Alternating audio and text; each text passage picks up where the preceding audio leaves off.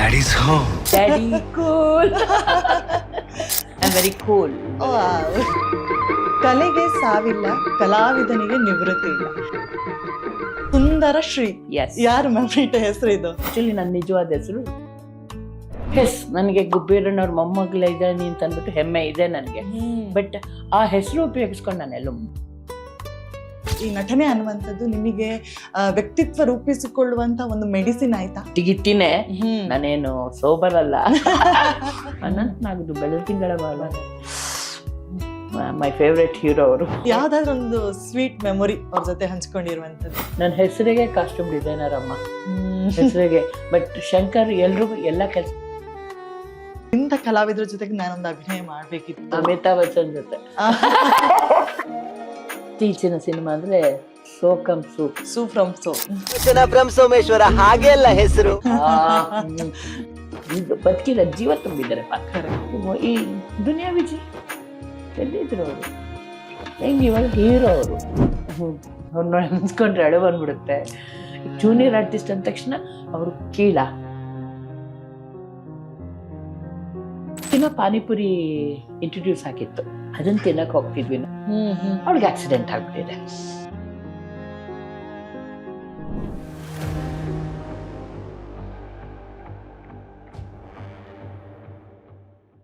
ನಮಸ್ಕಾರ, welcome back to ಗಂಧದ ಬೀಡು. ಕಲೆಗೆ ಸಾವಿಲ್ಲ, ಕಲಾವಿದನಿಗೆ ನಿವೃತ್ತಿ ಇಲ್ಲ. ಯಾಕೆ ಈ ಲೈನ್ ಹೇಳ್ತಿದ್ದೇನೆ ಅಂತಂದ್ರೆ, ಇವತ್ತು ನಮ್ಮ ಜೊತೆಗಿರುವಂತಹ ಅತಿಥಿ ಕೂಡ ಹಾಗೆ ಸಾಕಷ್ಟು ವರ್ಷಗಳಿಂದ ಈ ಕಲಾರಂಗದಲ್ಲಿ ಕೆಲಸವನ್ನ ಮಾಡ್ತಾ ಬಂದವರು. ಸೊ ಮೇ ಬಿ ಅವರಿಗೆ ಈ ಕಲಾ ದೇವತೆ ಅನ್ನುವಂಥದ್ದು ಒಲ್ದೇ ಬಂದಿದೆ ಅಂತಾನೆ ಹೇಳ್ಬೋದೇನೋ. ಸೊ ಅವರ ಅಭಿನಯವನ್ನ ಉಸಿರಾಗಿಸ್ಕೊಂಡಿದ್ದಾರೆ. ಅಷ್ಟೇ ಅಲ್ಲದೆ ರಂಗಭೂಮಿ ತಾಯಿಯ ಮಡಿಲಲ್ಲಿ ಬೆಳೆದಂಥ ಕಲಾವಿದೆ ಅಂತಾನೆ ಹೇಳ್ಬೋದು. ಎಸ್, ಸುಂದರ್ ಶ್ರೀ ಅವರು ಇವತ್ತು ನಮ್ಮ ಜೊತೆಗಿದ್ದಾರೆ. ಅಮ್ಮ ನಮಸ್ಕಾರ. ನಮಸ್ತೆ. ತುಂಬಾ ಖುಷಿ ಆಗ್ತಾ ಇದೆ ನನ್ನ ಕರೆದಿರೋದಕ್ಕೆ. ನಿಜವಾಗ್ಲೂ ತುಂಬಾ ಖುಷಿ ಆಗ್ತಾ ಇದೆ. ಪ್ರೀತಿಯ ಸ್ವಾಗತ ಮ್ಯಾಮ್. ನಾನು ಒಂದ್ ಮಾತು ಹೇಳಲೇಬೇಕು. ಏನಂತಂದ್ರೆ, ಈಗದ ಯೂತ್ಗಳಿಗೆ ಎಸ್ಪೆಷಲಿ 9 to 5 ವರ್ಕ್ ಮಾಡುವವರು, ಅದರಲ್ಲೂ ವಾರದಲ್ಲಿ 5 ದಿನ ಕೆಲಸ ಮಾಡುವವರು ಈ ಇಂಟರ್ವ್ಯೂ ಅನ್ನ ನೋಡ್ಲೇಬೇಕು. ಯಾಕಂತಂದ್ರೆ ಅಮ್ಮ ಬಹುಶಃ ನಿಮ್ದೊಂದು 60+ ಇವಾಗ 65 ಅವರು. ಇಂಥ ಹಿರಿ ವಯಸ್ಸಲ್ಲೂ ಕೂಡ ಬಿಡುವಿಲ್ಲದೆ ಕೆಲಸವನ್ನ ಮಾಡ್ತಾರೆ. ಖಂಡಿತ. ಅದ್ರಲ್ಲೂ ಏನು ಅಂತ ಹೇಳಿದ್ರೆ, ಟೈಮಿಂಗ್ ನ ಲಿಮಿಟ್ಸ್ ಇಲ್ದೆ 9 to 5 ಇರಲ್ಲ. ಯಾಕೆಂದ್ರೆ ನಮ್ಗೆ ಏನಂದ್ರೆ ಬೆಳಿಗ್ಗೆ 6 ಹೊರಟ್ರೆ ವಾಪಸ್ ಎಷ್ಟೊತ್ತಿಗೆ ಬರ್ತೀವಿ ಅಂತ ನಮ್ಗೆ ಗೊತ್ತಿರಲ್ಲ. ಎಷ್ಟೋ ಸತಿ ನಾನ್ ಬೆಳಗಿನ ಜಾವ 3 ಗಂಟೆಗೆ ಬಂದು ತಿರ್ಗಾ ಬೆಳಿಗ್ಗೆ 6 ಹೊರಟಿದ್ದೀನಿ. ಸೊ ನಮ್ಗೆ ಟೈಮಿಂಗ್ಸ್ ಇಲ್ಲ. ಕರೆಕ್ಟ್. ಸೊ ಇಂಥ ಹಾರ್ಡ್ ವರ್ಕ್ ಮಾಡುವಂಥವ್ರು ನಮ್ಗೆಲ್ಲ ಮೋಟಿವೇಶನ್ ಅಂತಾನೆ ಹೇಳ್ಬೋದು. ಇಂಥ ವ್ಯಕ್ತಿತ್ವದ ಸಂದರ್ಶನ ನೋಡ್ಲೇಬೇಕು ಅಂತ ಹೇಳ್ಬೋದು. ಎಸ್, ನಾನು ಮೊದಲು ನಿಮ್ ಹೆಸರಿಂದ ಸ್ಟಾರ್ಟ್ ಮಾಡ್ತೀನಿ. ಖಂಡಿತ. ಸುಂದರ ಶ್ರೀ. ಯಾರು ಮ್ಯಾಮ್ ಹೆಸರು ಇದು? ನಮ್ಮ ಅಜ್ಜಿ, ನನ್ನ ತಂದೆಯ ತಾಯಿ. ಯಾಕಂದ್ರೆ ನಮ್ಮ ಗುಬ್ಬೇರಣ್ಣವ್ರ ಮೊದಲನೇ ಹೆಂಡತಿ ಸುಂದರಮ್ಮ ಅಂತ, ಅವರ ಮಗ ಶಿವಾನಂದ್ ಮಗಳು ನಾನು. ಸೊ ಹೀಗಾಗಿ ಮಗನ ಮಗಳಿಗೆ ನನ್ನ ತಾಯಿ ಹೆಸರು ಇಡ್ಬೇಕು ಅಂತ. ಆಕ್ಚುಲಿ ನನ್ನ ನಿಜವಾದ ಹೆಸರು ರುಕ್ಮಿಣಿ. ಇಟ್ ಹೆಸರು ಜನ್ಮ ನಕ್ಷತ್ರದ ಪ್ರಕಾರ. ಬಟ್ ನಮ್ಮ ಅಜ್ಜಿ ಹೆಸರು ಇಡ್ಬೇಕು ಅಂತ ನನ್ನ ಹೆಸರು ಸುಂದರಮ್ಮ. ನಮ್ಮ ಅಜ್ಜಿ ಹೆಸರು ಸುಂದರಮ್ಮ. ಸೊ ಸುಂದರಮ್ಮಗೆ ಶ್ರೀ ಸೇರಿಸಿದ್ರು. ನಮ್ಮ ಫ್ಯಾಮಿಲಿಲಿ ಶ್ರೀ ಸ್ವಲ್ಪ ಜೋಡಣೆ ಜಾಸ್ತಿ. ಜಯಶ್ರೀ, ಪದ್ಮಶ್ರೀ, ಶಿವಶ್ರೀ, ರಾಜಶ್ರೀ, ಸುಂದರಶ್ರೀ, ಈ ತರ ನಮ್ದು. ಸೊ ಬರೀ ಶ್ರೀಗಳೇ ನಾವಿದ್ದೀವಿ. ಮಧುಶ್ರೀ ನನ್ನ ತಂಗಿ. ಸೊ ಹೀಗಾಗಿ ಶ್ರೀ ಈ ಒಂದು ಶ್ರೀದು ಇದು ಬಂದಿದೆ. ಅದಕ್ಕೆ ನನ್ನ ಶ್ರೀ ಅಂದ್ರೆ ಲಕ್ಷ್ಮಿ. ಸೊ ಸುಂದರ ಶ್ರೀ, ಸುಂದರಮ್ಮ ಬದಲಾಗಿ ಸುಂದರ ಶ್ರೀ ಮಾಡಿದ್ರು. ಅಂದ್ರೆ ಹೇಗೆ ಅಂತ ಅಂದ್ರೆ, ಮತ್ತೆ ನನ್ನ ಹೆಸರು ಬೇರೆ ಇಡೀ ನಾನ್ ಬೇಕಾದ್ರೆ ಹೆಮ್ಮೆಯಿಂದ ಹೇಳ್ಕೊಳ್ತೀನಿ, ಯಾರು ಇಲ್ಲಮ್ಮ ಅಲ್ಲ. ಸುಂದರ ಶ್ರೀ ಯಾರು ಇಲ್ಲ. ಇನ್ನ ಸುಂದರಮ್ಮ ಇದ್ದಾರೆ, ಆತರ ಇದ್ದಾರೆ. ಬಟ್ ಸುಂದರಿ ಸುಂದರಿ ಅಂತಿದ್ದಾರೆ. ಬಟ್ ನನ್ನ ಹೆಸರು ನಿಜವಾದ ಸುಂದರ ಶ್ರೀ. ಆ ಹೆಸರಲ್ಲಿ ಯಾರು ಇಲ್ಲ. ನಾನು ಒಂಥರ ಖುಷಿ. ಅವಾಗ್ಲೇ ಅಷ್ಟು ರೇರ್ ಹೆಸರಿಟ್ಟಿದ್ದಾರೆ. ಮತ್ ಇನ್ನೊಂದು ಕೇಳ್ಬೇಕು ಅಂದ್ರೆ, ಈಗ ನಿಮ್ ಫ್ರೆಂಡ್ ಸರ್ಕಲ್ಸ್ ಆಗಿರ್ಬೋದು ಅಥವಾ ನಿಮ್ದು ಕಲೀಗ್ಸ್ ಅಂದ್ರೆ ಕಲಾವಿದ್ರು, ಸಹ ಕಲಾವಿದ್ರು ಹೇಗ್ ಕರೀತಾರೆ ನಿಮ್ಮನ್ನ? ಕೆಲವರು ಶ್ರೀ ಮೇಡಮ್ ಅಂತ ಕರೀತಾರೆ, ಕೆಲವರು ಸುಂದರ ಶ್ರೀ ಅಂತಾನೆ ಕರೀತಾರೆ. ಇನ್ನು ಮೀನ್ ಶಂಕರ್ನ ಕರೀತಾ ಇದ್ದು ನನ್ನ ಸುಂದರಿ ಅಂತ. ಇಡೀ ಗ್ಯಾಂಗೆ ನನ್ನ ಸುಂದರಿ ಅಂತ ಕರೆಯೋದು. ಹಂಗಾಗಿ ಸುಂದರಿ. ಆಮೇಲೆ ನನ್ನ ತಂಗಿ ಎಲ್ಲ ನನ್ನ ಸುಂಡು ಅಂತ ಕರೀತಾಳೆ. ಆಮೇಲೆ ಸುಮಾರು ಜನ ನನ್ಗೆ, ನಾನು ಸ್ಕೂಲಲ್ಲಿ ಓದ್ಬೇಕಾದ್ರೆ ನಮ್ ಬದ್ರಿ ಮಾಸ್ಟರ್ ಅಂತ ಇದ್ರು. ನಾನ್ 7th ವರೆಗೂ ಬಾಲ್ ಮಂದಿರ ಅಂತ ಗಾಂಧಿನಗರಲ್ಲಿ ಓದಿದ್ದು. ಅಲ್ಲಿ ಬದ್ರಿ ಮಾಸ್ಟರ್ ಅಂತ ಇದ್ರು. ಅವ್ರು ನನಗೆ ಸ್ಯಾಂಡ್ರಾಡಿ ಅಂತ ಕರೆಯೋರು. ಸುಂದರಶ್ರೀ, ಅದು ಸ್ಯಾಂಡ್ರಾಡಿ ಆಗಿರೋದು. ಸೊ ಈ ತರ ನನ್ ಸುಮಾರು ಜನ ಬೇರೆ ಬೇರೆ ಹೆಸರಿಂದನೂ ಕರೆಯೋರು. ನಾನು ಎಲ್ಲರಿಗೂ ಹೂ ಅಂತಾನೆ ಅಂತೀನಿ. ಯಾವತ್ತು ಕೋಪ ಬಂದಿಲ್ವಾ ಅಂತ? ಯಾಕಂದ್ರೆ ಕೆಲವರೆಲ್ಲ ಈಗ ನನ್ನ ಹೆಸರಲ್ಲಿ ಹಂಗೆ ಆಗುತ್ತೆ, ಪ್ರಜ್ಞಾ ಅನ್ನೋದು ಪ್ರಜ್ಞಾ ಅಂತಾರೆ, ಪ್ರಜ್ಞಾ ಅಂತಾರೆ. ಸೊ ಇಲ್ಲ, ನನ್ಗೆ ಆತರ ನಾನು ಯಾರು ಹೆಂಗ್ ಕರೀತಾರೋ ಅಂತ ಹೋಗ್ಬಿಡ್ತೀನಿ ನಾನು. ಯಾಕೆಂದ್ರೆ ಯಾವ ರೀತಿ ಕರೀತಾರೆ ಅನ್ನೋದಕ್ಕಿಂತ ಅದ್ರ ಹಿಂದಿರೋ ಪ್ರೀತಿ ಇಂಪಾರ್ಟೆಂಟ್. ಕರೆಕ್ಟ್. ಸೊ ಹಾಗಾಗಿ ನಂಗೆ ಅವ್ರು ಹೆಂಗ್ ಕರೆದು, ನಂಗೆ ಸುಮಾರು ಜನ ಅಮ್ಮ ಅಂತ ಕರೀತಾರೆ, ಅಜ್ಜಿ ಅಂತ ಕರೀತಾರೆ. ಸೊ ಹೀಗಾಗಿ ನಾನು ಯಾರು ಹೆಂಗ್ ಕರೆದ್ರು ನಾನು ಕೋಪ ಮಾಡ್ಕೊಳ್ಳೋದೇ ಇಲ್ಲ. ನಮ್ಮ ಫಸ್ಟ್ ಆಫ್ ಆಲ್ ನಂಗೆ ಕೋಪ ಬರಲ್ಲ. I am very cool, daddy cool ಆತರ. ಹಂಗಾಗಿ ನನ್ಗೆ ಹೆಂಗ್ ಕರೆದ್ರು ನಾನು ಓಕೆ, ನೋ ಪ್ರಾಬ್ಲಮ್. ಸೊ ಯಾವ್ದಾದ್ರು ಇನ್ಸಿಡೆಂಟ್ ಇದೆಯಾ ಅಂತ? ಅಂದ್ರೆ ನಿಮ್ ಟೀಮ್ ಅಲ್ಲಿ ನಿಮ್ ಹೆಸರನ್ನು ಕರೆದಾಗ ಇನ್ನೊಬ್ರು ಯಾರೋ ಹೇಳದ ಅಥವಾ ಏನೋ ಒಂದು ಫನ್ ಮೂಮೆಂಟ್? ಆ ತರದ್ದು ಅದೇ ಹೇಳದ್ನಲ್ಲ, ಸುಂದರಶ್ರೀ ಅಂತ ಯಾರು ಇಲ್ವೇ ಇಲ್ಲ. ಜಾಸ್ತಿ ಜನ ನನ್ನ ಶ್ರೀ ಅಂತಾನೆ ಕರೆಯೋದು. ಶ್ರೀ ಅಮ್ಮ, ಶ್ರೀ. ಕೆಲವ್ರು ಜನ ನನಗಿಂತ ಚಿಕ್ಕ ಹುಡುಗಿರು ನನ್ನ ಶ್ರೀ ಅಂತಾನೆ ಕರೀತಾರೆ. ಯಾಕಂದ್ರೆ ನಾನು ಅವ್ರನ್ನ ನನ್ನ ಚಿಕ್ಕ ಹುಡುಗಿರ್ ತರ ನೋಡಲ್ಲ, ಅವರು ನನ್ನ ದೊಡ್ಡೋಳ್ ತರ ನೋಡಲ್ಲ. ಅವರ ಏಜಿನ ಗ್ರೂಪ್, ನಾನು ಯಾವ ಏಜ್ಗೆ ಆ ಏಜ್ಗೆ ತಕ್ಕಂತೆ ಹೊಂದ್ಕೊಂಡು ಹೋಗ್ತೀನಿ. ಅದು ಒಂದು 5 ವರ್ಷದ ಮಗು ಇರಬಹುದು, ಮತ್ತೆ 80 ವರ್ಷದ ಹೆಂಗಸ್ ಇರಬಹುದು. ಅವರ ಏಜಿಗೆ ತಕ್ಕಂತೆ ನಾನು ಬಿಹೇವ್ ಮಾಡ್ತೀನಿ. ಸೊ ಹಿಂಗಾಗಿ ನಾನು ಎಲ್ರಿಗೂ ಒಂಥರ ಕ್ಲೋಸ್ ಫ್ರೆಂಡ್ ತರ ಆಗ್ಬಿಟ್ಟಿದೀನಿ ನಾನು. ಆಮೇಲೆ ಇನ್ನೊಂದು ಕೇಳ್ಬೇಕಮ್ಮ, ನೀವಾಗ್ಲೇ ಮಾತಾಡ್ತಾ ಹೇಳಿದ್ರಿ ಗುಬ್ಬಿ ವೀರಣ್ಣವರ ಮೊಮ್ಮಗಳು ಇವರು. ಆ ನೆನಪಲ್ಲಿ ಅಂದ್ರೆ ಎಸ್ಪೆಷಲಿ ಏನಾಗುತ್ತೆ ಅಂತ ಹೇಳಿದ್ರೆ, ನಮ್ ಹಿರಿತಲೆಯವರು ಯಾವುದೋ ಒಂದು ಹೆಸರನ್ನ ಸಂಪಾದಿಸಿದ್ರೆ ಅವರ ಮುಂದಿನ ತಲೆಮಾರುಗಳಿಗೆ ಅದೇನಂತ ಹೇಳಿದ್ರೆ ಒಂಥರ ತೂಕ, ಅದು ನಮ್ ತೂಕದ ವಸ್ತು. ಅದು ಇದುವರೆಗೂ ನಾನು ಹೇಳ್ದೊರ್ತು ಸುಮಾರು ಜನಕ್ಕೆ ನಾನು ಗುಬ್ಬಿರಣ್ಣವ್ರ ಮೊಮ್ಮಗಳು ಅನ್ನೋದು ಗೊತ್ತಿರಲ್ಲ. ಯಾಕಂದ್ರೆ ನಾನು ಎಲ್ಲೂ ಹೇಳ್ಕೊಳಲ್ಲ. ನನಗೆ ಗುಬ್ಬಿರಣ್ಣವ್ರ ಮೊಮ್ಮಗಳು ಇದ್ದಾನೆ ಅಂತ ಅಂದ್ಬಿಟ್ಟು ಹೆಮ್ಮೆ ಇದೆ ನನಗೆ. ಬಟ್ ಆ ಹೆಸರು ಉಪಯೋಗಿಸ್ಕೊಂಡು ನಾನು ಎಲ್ಲೂ ಮುಂದುವರ್ತೀನಿ. Correct correct correct. ನನ್ನ ಒಂದು ನಾನು ನಾನು ಹೆಂಗೆ ವರ್ಕ್ ಮಾಡ್ತೀನಿ, ನಾನು ಯಾವ ರೀತಿ ಇದೀನಿ ಅನ್ನೋದ್ರ ಮೇಲೆ ನನಗೆ ಕೆಲಸ ಸಿಗ್ಬೇಕೆ ಹೊರತು ಗುಬ್ಬಿ ವೀರಣ್ಣವ್ರ ಮೊಮ್ಮಗಳು ಅಂತ ಕೆಲಸ. ಎಲ್ಲೋ ನಿಮಗ್ ಜವಾಬ್ದಾರಿ ಹೆಚ್ಚಿಸಿರ್ಲಿಲ್ವಾ ಅಂತ ಹೇಳಿ? ಯಾಕಂತಂದ್ರೆ ಕಲಾವಿದರ ಕುಟುಂಬದಲ್ಲಿ ಇದ್ದೋದ್ರಿಂದಾಗಿ, ಇಲ್ಲ ನಾನು ಒಬ್ಳು ಕಲಾವಿದೆ ಆಗ್ಬೇಕು, ಸೊ ನನ್ನ ಅಜ್ಜನ ಹೆಸರನ್ನ ಮುಂದುವರ್ಸಕ್ ಆಗದಿದ್ರು ಕೂಡ ಅಟ್ಲೀಸ್ಟ್ ನಾನು ಆ ದಾರಿ ಹಿಡಿಬೇಕು ಅನ್ನುವಂತ ಒಂದು ಹೊರೆ ತರ ಏನಾದ್ರು ಫೀಲ್ ಆಗಿತ್ತ ನಿಮ್ಗೆ? ಇಲ್ಲ ಇಲ್ಲ, ಯಾಕಂದ್ರೆ ನನ್ನ ಮನೆ ಅಟ್ಮಾಸ್ಫಿಯರ್ ಹಂಗಿತ್ತಲ್ಲಪ್ಪ.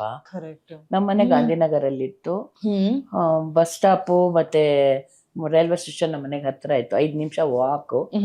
ಎಲ್ರು ಅದೇ ಮಾಲ್ತಮ್ಮ, ಸ್ವರ್ಣಮ್ಮ, ಗುಬ್ಬಿ ವೀರಣ್ಣವರ ಮಗಳವರು ಇಬ್ರು. ಸ್ವರ್ಣಮ್ಮ ದೊಡ್ಡ ಮಗಳು, ಗುಬ್ಬಿ ವೀರಣ್ಣ ಫ್ಯಾಮಿಲಿಗೆ ದೊಡ್ಡವರು ಅವರು. ಪುಟ್ಟನವ್ರ ಪಿಕ್ಚರ್ ಅಲ್ಲಿ ರೇಡಿಯೋ ರಂಗಮ್ಮ, ಕಿಟಕಿ ಕಾಮಾಕ್ಷಮ್ಮ ಎಲ್ಲ ಮಾಡಿದಾರಲ್ಲ. ಬಹುಶಃ ನಾನು ಸ್ವಲ್ಪ ಅವ್ರ ತರ ಇದೀನಿ ಅಂತ ಎಲ್ಲರೂ ಹೇಳ್ತಾರೆ. ಸೊ ಅವರು ದೊಡ್ಡ ಮಗಳು. ಆಮೇಲೆ ಮಾಲತಮ್ಮ, ಬಿ ಜಯಶ್ರೀ ಅವ್ರ ತಾಯಿ, she is also very good actress. ಅವರು ಸೀತೆ ಪಾತ್ರ ಮಾಡ್ತಿದ್ರು ಲವಕುಶದಲ್ಲಿ. ಅವಾಗ ಮಾಡ್ಬೇಕಾದ್ರೆ ಮಳೆ ಬಂದು ವೈರ್ ಕಟ್ಟಾಗಿ ಆ ವೈರ್ ಮೇಲೆ ಕಾಲಿಟ್ಟು, ಸೊ ಕರೆಂಟ್ ಹೊಡೆದು ಅವ್ರಿಗೆ 2 ಕಾಲು ಹೋಗ್ಬಿಡ್ತು ಪಾಪ. ಇಲ್ಲ ಅಂದಿದ್ರೆ ಅವ್ರು ಆಕ್ಟಿಂಗ್ ಕಂಟಿನ್ಯೂ ಆದ್ರೂ ಮಾಡಿದ್ರು. ಅವರು ಶರಪಂಜರದಲ್ಲಿ ಗಂಗಾಧರ್ ಅವ್ರ ತಾಯಿ ರೋಲ್ ಮಾಡಿದ್ದಾರೆ. ಸೊ ಈ ತರ ನಮ್ದು ಆಕ್ಟಿಂಗ್ ಬಿಡಕ್ಕಾಗಲ್ವಲ್ಲಮ್ಮ, ರಕ್ತದಲ್ಲೇ ಬಂದ್ ಹೋಗಿದೆ. ಉಸಿರಿರೋವರೆಗೂ ನಾವು ಆಕ್ಟ್ ಮಾಡ್ಬೇಕು, ನಾವ್ ಸಾಯೋವರೆಗೂ ನಾವು ಆಕ್ಟ್ ಮಾಡ್ಬೇಕು. ಯಾಕೆ ನಮ್ ತಂದೆನೂ ಹಂಗೆ ಸತ್ತಿದ್ದು. ಜೀವಿಷನ ನಮ್ಮ ಅಪ್ಪ ಕಾಸ್ಟ್ಯೂಮ್ ಹಾಕೊಂಡು ಮೇಕಪ್ ಹಾಕೊಂಡು ಶೂಟಿಂಗ್ ಅಲ್ಲಿ ಸತ್ರು ಅವರು. ಸೊ ಈ ತರ ಸಾವು ಯಾರಿಗ್ ಸಿಗತ್ತೆ? ನಾನ್ ಬಯಸೋದು ಆ ತರದೇ ಸಾವು. ಓಕೆ, ಬಿಟ್ಬಿಡೋದು. ಬಟ್ ನಮ್ದು ಅಟ್ಮಾಸ್ಫಿಯರೇ ನಾಟಕ ಸಿನಿಮಾ ಆಗಿರೋದ್ರಿಂದ ನಮ್ಮ ಮನೆಯಲ್ಲಿ ಎಲ್ಲರೂ ಬರೋರು, ಪ್ರೊಡ್ಯೂಸರ್ಸ್ ಬರೋರು, ಡೈರೆಕ್ಟ್ರು ಬರೋರು, ಆರ್ಟಿಸ್ಟ್ಗಳು ಬರೋರು. ಆರ್ಟಿಸ್ಟ್ಗಳಂತೂ ಮಾಲ್ತಕ್ಕ, ಸ್ವರ್ಣಮ್ಮಕ್ಕನ್ ನೋಡೋಣ ಅಂತಾನೆ ಬರೋರು. ಸೊ ಹಿಂಗಾಗಿ ನಮ್ದು ಫುಲ್ ನನ್ಗೆ ನಿಜ ಹೇಳ ಬೇರೆ ಕೆಲಸ ಇದೆ ಅನ್ನೋದೇ ಗೊತ್ತಿರ್ಲಿಲ್ಲ ನಂಗೆ. ಯಾವಾಗ ನಾನು ಮದುವೆ ಆಗಿ ಆದ್ಮೇಲೆ ನನಗೆ ಬೇರೆ ಕೆಲಸ ಇದೆ, ಬ್ಯಾಂಕ್ ಕೆಲಸ ಇದೆ, ಇದಿದೆ. ಯಾಕೆ ನಾನು ಓದಿದ್ದು SSLC, ಫಸ್ಟ್ PUC ಮುಗಿದ ತಕ್ಷಣ ನಾನು ಡೆಲ್ಲಿಗೆ ಹೊಟ್ಟೋದೆ, ನ್ಯಾಷನಲ್ ಸ್ಕೂಲ್. ಅದನ್ನು ಡ್ರಾಮಾನೇ. ಸೊ ಹಿಂಗಾಗಿ ಬರೀ ಡ್ರಾಮಾನೇ ಜೀವನ ಅನ್ಕೊಂಡ್ಬಿಟ್ಟಿದ್ದೆ ನಾನು. ಹಿಂಗಾಗಿ ನಂಗೆ ಬ್ಯಾಂಕ್ ಕೆಲಸ ಇದೆ, ಗೌರ್ಮೆಂಟ್ ಕೆಲಸ ಇದೆ, ಇದೆಲ್ಲ ನಂಗೆ ಗೊತ್ತೇ ಇರಲಿಲ್ಲ ನನಗೆ. ಸೊ ಈವನ್ ನಾನು ಬಂದ ಮೇಲೂ ಇನ್ಫಾರ್ಮೇಶನ್ ಡಿಪಾರ್ಟ್ಮೆಂಟ್ ಅಲ್ಲಿ ಹೋದೆ ನಾನು ಕೆಲ್ಸಕ್ಕೆ. ಅಲ್ಲಿ ಸಿಗ್ಲಿಲ್ಲ ನಂಗೆ ಕೆಲಸ. ಅಲ್ಲಿ ಅವ್ರಿಗೆ ನಂಗೆ ನಗು ಬರುತ್ತೆ, ಅವರು NSD ಅಂದ್ರೆ ಏನು ಅಂತ ಕೇಳಿದ್ರು. ಅಂದ್ರೆ NSD ಬೆಲೆ ಅಲ್ವಾ, ಯಾಕೆಂದ್ರೆ ಎಂಥ ವರ್ಲ್ಡ್ ಇದು, ಅದು ಥಿಯೇಟ್ರು ಸ್ಕೂಲ್, ಅದು NSD ಅಂದ್ರೆ ಏನು ಅಂತ ಇನ್ಫಾರ್ಮೇಶನ್ ಡಿಪಾರ್ಟ್ಮೆಂಟ್ ಇರೋರು ಕೇಳಿದ್ರು. ಬಿಡಿ, ಅವ್ರಿಗೆ ನಾವೇನು ಮಾತಾಡಕ್ಕಾಗಲ್ಲ, ಗೌರ್ಮೆಂಟ್ ಜಾಬ್. ಸೊ ಬಟ್ ನಾನು ಈ ಥರ ನಾನು ಬರ್ಕೊಂಡು ಬರೀ ಆ್ಯಕ್ಟಿಂಗಲ್ಲೇ ಬಂದಿರೋದ್ರಿಂದ ಸೊ ನನ್ನ ಜೀವಾಳನೇ ಆ್ಯಕ್ಟಿಂಗ್ ಆಗೋಯ್ತು. ಕರೆಕ್ಟ್. ಈಗ ನೀವು ಮಾತಾಡ್ತಾ ಹೇಳಿದ್ರಲ್ಲ ಮ್ಯಾಮ್, ಏನು ಉಸಿರು ಇರುವವರೆಗೂ ಈ ವೃತ್ತಿಯಲ್ಲಿ ಇರಬೇಕು ಅಂತ. ಆಕ್ಚುಲಿ ನನ್ನ ಪ್ರಕಾರ ಏನು ಅಂತ ಹೇಳಿದ್ರೆ, ಕಲಾವಿದನು ಉಸಿರು ಹೋದಂದ್ರೂ ಅವನ ಕಲೆ ಆಗಿರ್ಬೋದು, ಅವನ ಅಭಿನಯ ಆಗಿರ್ಬೋದು, ಇವನ್ ಅದು ಲಾಂಗ್ ಟೈಮ್ ಶಾಶ್ವತ ಅಂತಾನೆ ಹೇಳ್ಬೋದು. ಈಗ ನೋಡಿ, ಇವರೆಲ್ಲ ಹೋಗಿದ್ದಾರೆ, ನಮ್ಮನ್ನ ಬಿಟ್ಟಾಗ್ಲಿದ್ದಾರೆ, ರಾಜ್ಕುಮಾರ್ ಅವರು, ವಿಷ್ಣುವರ್ಧನ್ ಅವರು, ಎಲ್ಲರೂ. ಬಟ್ ಅವರ ನೆನಪು, ರಾಜ್ಕುಮಾರ್ ಅವ್ರ ಹಳೆ ಪಿಕ್ಚರ್ಗಳು ಹೆಂಗಿದಾವಮ್ಮ, ಎಸ್ಪೆಷಲಿ ಕಸ್ತೂರಿ ನಿವಾಸ, ಆಮೇಲೆ 2 ಕನಸು, ಸಿಪಾಯಿ ರಾಮ, ಕಣ್ಣು ಮುಂದೆ ಕಟ್ಟದಂಗಿದಾವೆಲ್ಲ. ಮತ್ತೆ ಅವ್ರ ಅಭಿನಯಗಳು ಹೆಂಗಿರ್ತಿತ್ತು, ನಿಜವಾಗ್ಲೂ ಖುಷಿ ಆಗುತ್ತೆ ಅದನ್ನೆಲ್ಲ ನೋಡ್ತಾ ಇದ್ರೆ. ಈಗ ಬಿಡಿ, ಅದ್ರ ಬಗ್ಗೆ ಮಾತಾಡೋಣ ಹಾಗೆ ಆಮೇಲೆ ಮತ್ತೆ. ನಾನು ಅದೇ ಈ ಮಾತಾಡ್ತಾ ನನಗೆ ಅನ್ಸಿರೋದು ಏನಂತಂದ್ರೆ, ಈ ಕಲಾ ಜೀವನ ಇದೆಯಲ್ಲ, ನಿಮ್ಮ ಒಂದು ವ್ಯಕ್ತಿತ್ವ ರೂಪುಗೊಳ್ಳಿಕ್ಕೆ ತುಂಬಾ ಸಹಕಾರಿ ಆಗಿರ್ಬೋದು ಅಂತ ಅನ್ಸುತ್ತೆ. ಅದ್ರ ಜೊತೆಗೆ ಏರುಪೇರುಗಳು ಈ ಕಲಾವಿದನ ಲೈಫ್ ಅಲ್ಲಿ ತುಂಬಾ ಬಂದಿದೆ. ಆ ಏರುಪೇರುಗಳಲ್ಲಿ ಈ ಕಲೆ ಅನ್ನುವಂಥದ್ದು, ಈ ನಟನೆ ಅನ್ನುವಂಥದ್ದು ನಿಮಗೆ ವ್ಯಕ್ತಿತ್ವ ರೂಪಿಸಿಕೊಳ್ಳುವಂತ ಒಂದು ಮೆಡಿಸಿನ್ ಆಯ್ತಾ? ಆಗಿದೆ, ಖಂಡಿತ ಆಗಿದೆ. ಯಾಕೆಂದ್ರೆ ಹೆಂಗೆ ಅಂತಂದ್ರೆ, ನಾನು ಅದನ್ನು ಹೇಳ್ತೀನಿ, ಎಕ್ಸಾಂಪಲ್ ಹೇಳ್ತೀನಿ. ಮೊದಲು ನಾನು ಬರೀ ಆಕ್ಟ್ ಮಾಡ್ತಿದ್ದೆ, ಆಮೇಲಿಂದ ಅಂದ್ರೆ ನಮ್ ಜೀವಾಳ ಆಕ್ಟ್ ಮಾಡ್ಬೇಕು ಅನ್ನೋದು ಮಾಡ್ತಿದ್ದೆ ನಾನು. ನಾನು NSDಗೆ ಹೋಗಿ ಬಂದ ಮೇಲೆ ಒಂದು ಪಾತ್ರ ಹೇಗಿರ್ಬೇಕು, ನಾವು ಪಾತ್ರದ ಇದಕ್ಕೆ ನಾವು ಇನ್ವಾಲ್ವ್ಮೆಂಟ್ ಬೇಕು, ಇದೆಲ್ಲ ನಂಗೆ NSD ಹೇಳ್ಕೊಡ್ತು. ಸೊ ಹೀಗಾಗಿ ಇದರಿಂದ ನನ್ನ ವ್ಯಕ್ತಿತ್ವನೂ ನಾನು ಚೇಂಜ್ ಮಾಡ್ಕೊಂಡ ಬಂದೆ. ಅಂದ್ರೆ ನಾನು ಹಿಂಗಿರ್ಬೇಕು, ಈ ತರ ಇದ್ರೆ ಚೆನ್ನಾಗಿರಲ್ಲ, ಹಿಂಗಿರ್ಬೇಕು ಅಂತ ನನ್ನನ್ನು ನಾನು ಚೇಂಜ್ ಮಾಡ್ಕೊಂಡು. ಅಂದ್ರೆ ನಾನು ಮೊದಲಿಂದನೂ ಸ್ವಲ್ಪ ಒಂಥರ ಗಟ್ಟಿಗಿಟ್ಟಿನೇ, ನಾನೇನು ಸೋಬರ್ ಅಲ್ಲ, ನನ್ನ ಹೆಸರೇ ರೌಡಿ ರಾಣಿ ಅಂತ. ಹಿಂಗಾಗಿ ಬಟ್ ಹೆಂಗೆ ಯಾರ ಜೊತೆ ಹೇಗಿರ್ಬೇಕು ಅನ್ನೋದನ್ನ ನನಗೆ ಕಲ್ಸ್ಕೊಡ್ತು.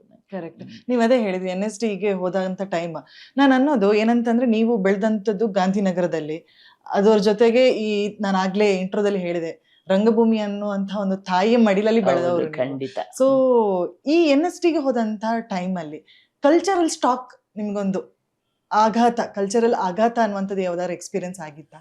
NSD ಹೌದು, ಕಲ್ಚರಲ್ ಅಲ್ಲಿ ಯಾವುದು ಆಗ್ಲಿಲ್ಲ ನಂಗೆ, ಯಾಕಂದ್ರೆ ತುಂಬಾ ಡಿಫ್ರೆಂಟ್ ಆಗಿರುತ್ತೆ. ಹೌದೌದು. ಅಯ್ಯೋ, ನಾನು ಅದೇ ಹೇಳಿದ್ನಲ್ಲ, ಎಸ್, ನನಗೆ ಮೊದಲು ಪಾಲಿಟಿಕ್ಸ್ ಅಂದ್ರೆ ಏನು ಗೊತ್ತಿರ್ಲಿಲ್ಲ.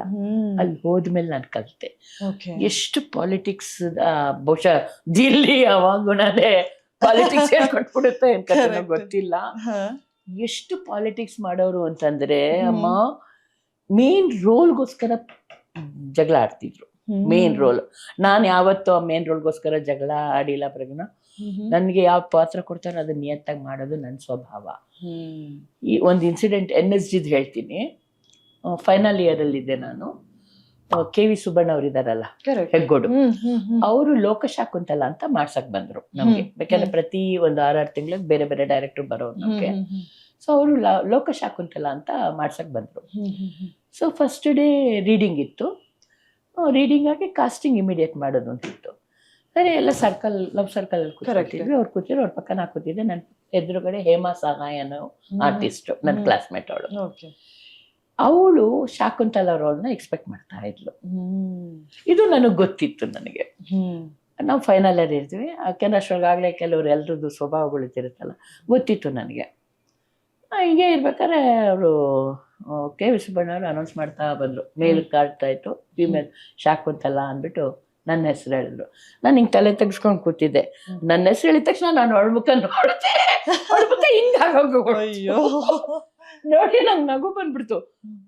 ನಗಕ್ಕೆ ಶುರು ಮಾಡ್ದು. ಯಾಕೆ ನನಗೆ ಯಾವತ್ತು ನನಗೆ ನನ್ನ ಸ್ವಭಾವ ಯಾವ ಪಾತ್ರ ಕೊಡ್ತಾರೋ ಅದನ್ನ ನಿಯತ್ತಾಗಿ ಮಾಡೋದು. ಸೊ ಇದು ನನಗೆ ನೋಡ್ಬಿಟ್ಟು ನಂಗೆ ನಗು ಬಂದ್ಬಿಡ್ತು ಅವಳನ್ನ ನೋಡಿ. ಯಾಕೆಂದ್ರೆ ಅಂದ್ರೆ ಅವ್ರು ಡಬಲ್ ಕಾಸ್ಟ್ ಮಾಡ್ತಾ ಇದ್ರು. ಬಟ್ ಫಸ್ಟ್ ನನ್ನ ಹೆಸರು ಹೇಳಿ ಆಮೇಲೆ ಅವಳ ಹೆಸರು ಹೇಳಿದ್ರು.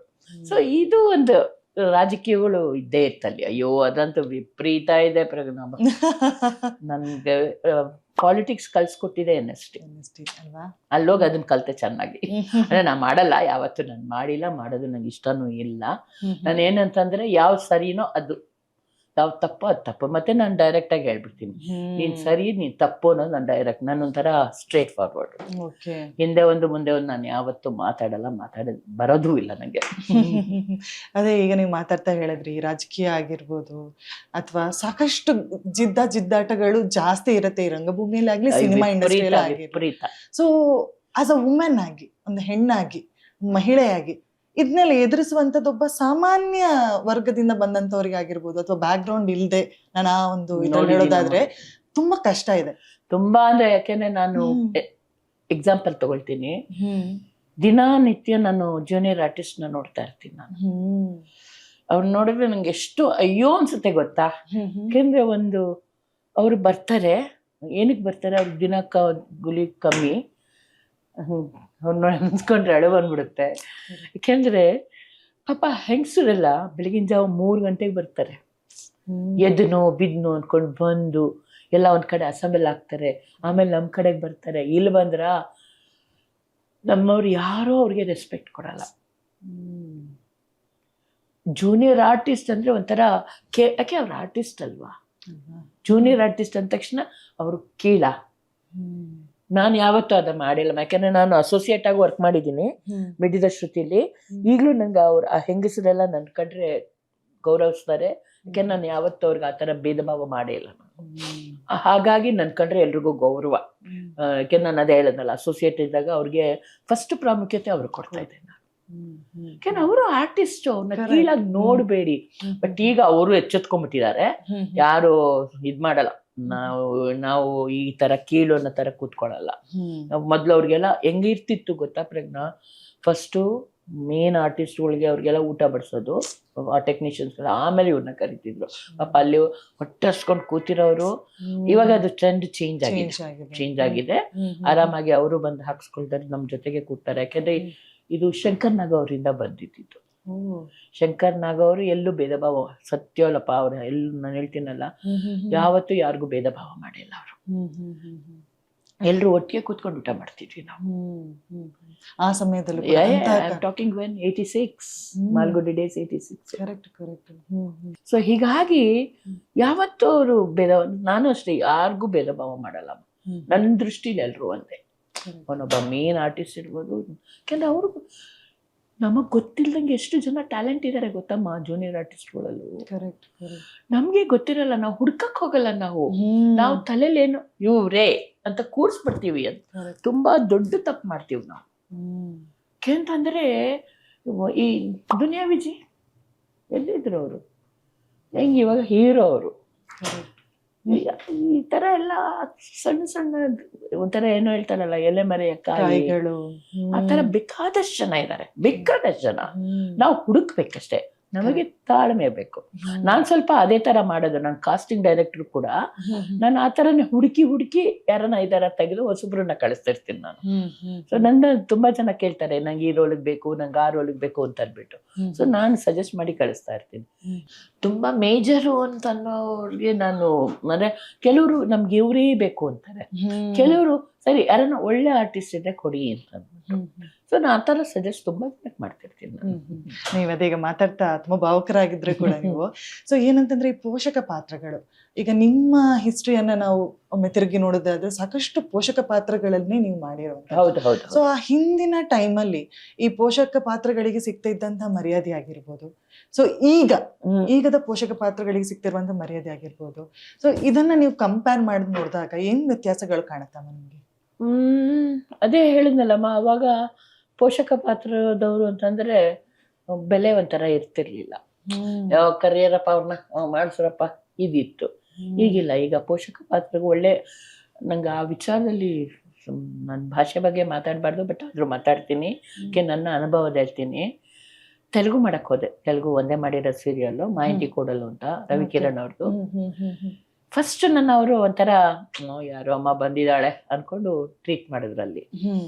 ಒಂದು ಸೀನ್ ಒಂದೇ ಒಂದು ಶಾರ್ಟ್ ಕೊಟ್ನಮ್ಮ, ಅವ್ರ ಆಟಿಟ್ಯೂಡೇ ಚೇಂಜ್ ಆಗೋಗ್ಬಿಡ್ತು.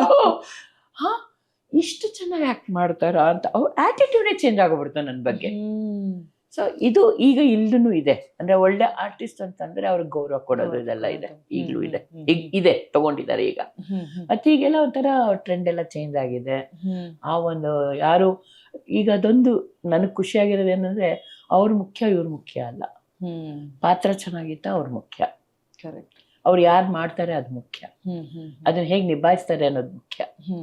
ಸೊ ಹೀಗಾಗಿ ಪೋಷಕ ನಟರಿಗೂ ನಟಿಯರಿಗೂ ಒಂದು ಬೆಲೆ ಇದೆ, ಇಲ್ಲ ಅಂತಲ್ಲ.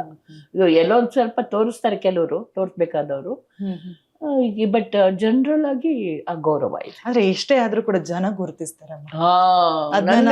ನನ್ನ ಗುರ್ಸೋದು ಯಾವ್ದ್ರಿಂದ ಗೊತ್ತಮ್ಮ, ಅದೇ ರಾಗ ಅದ ಹಾಡು.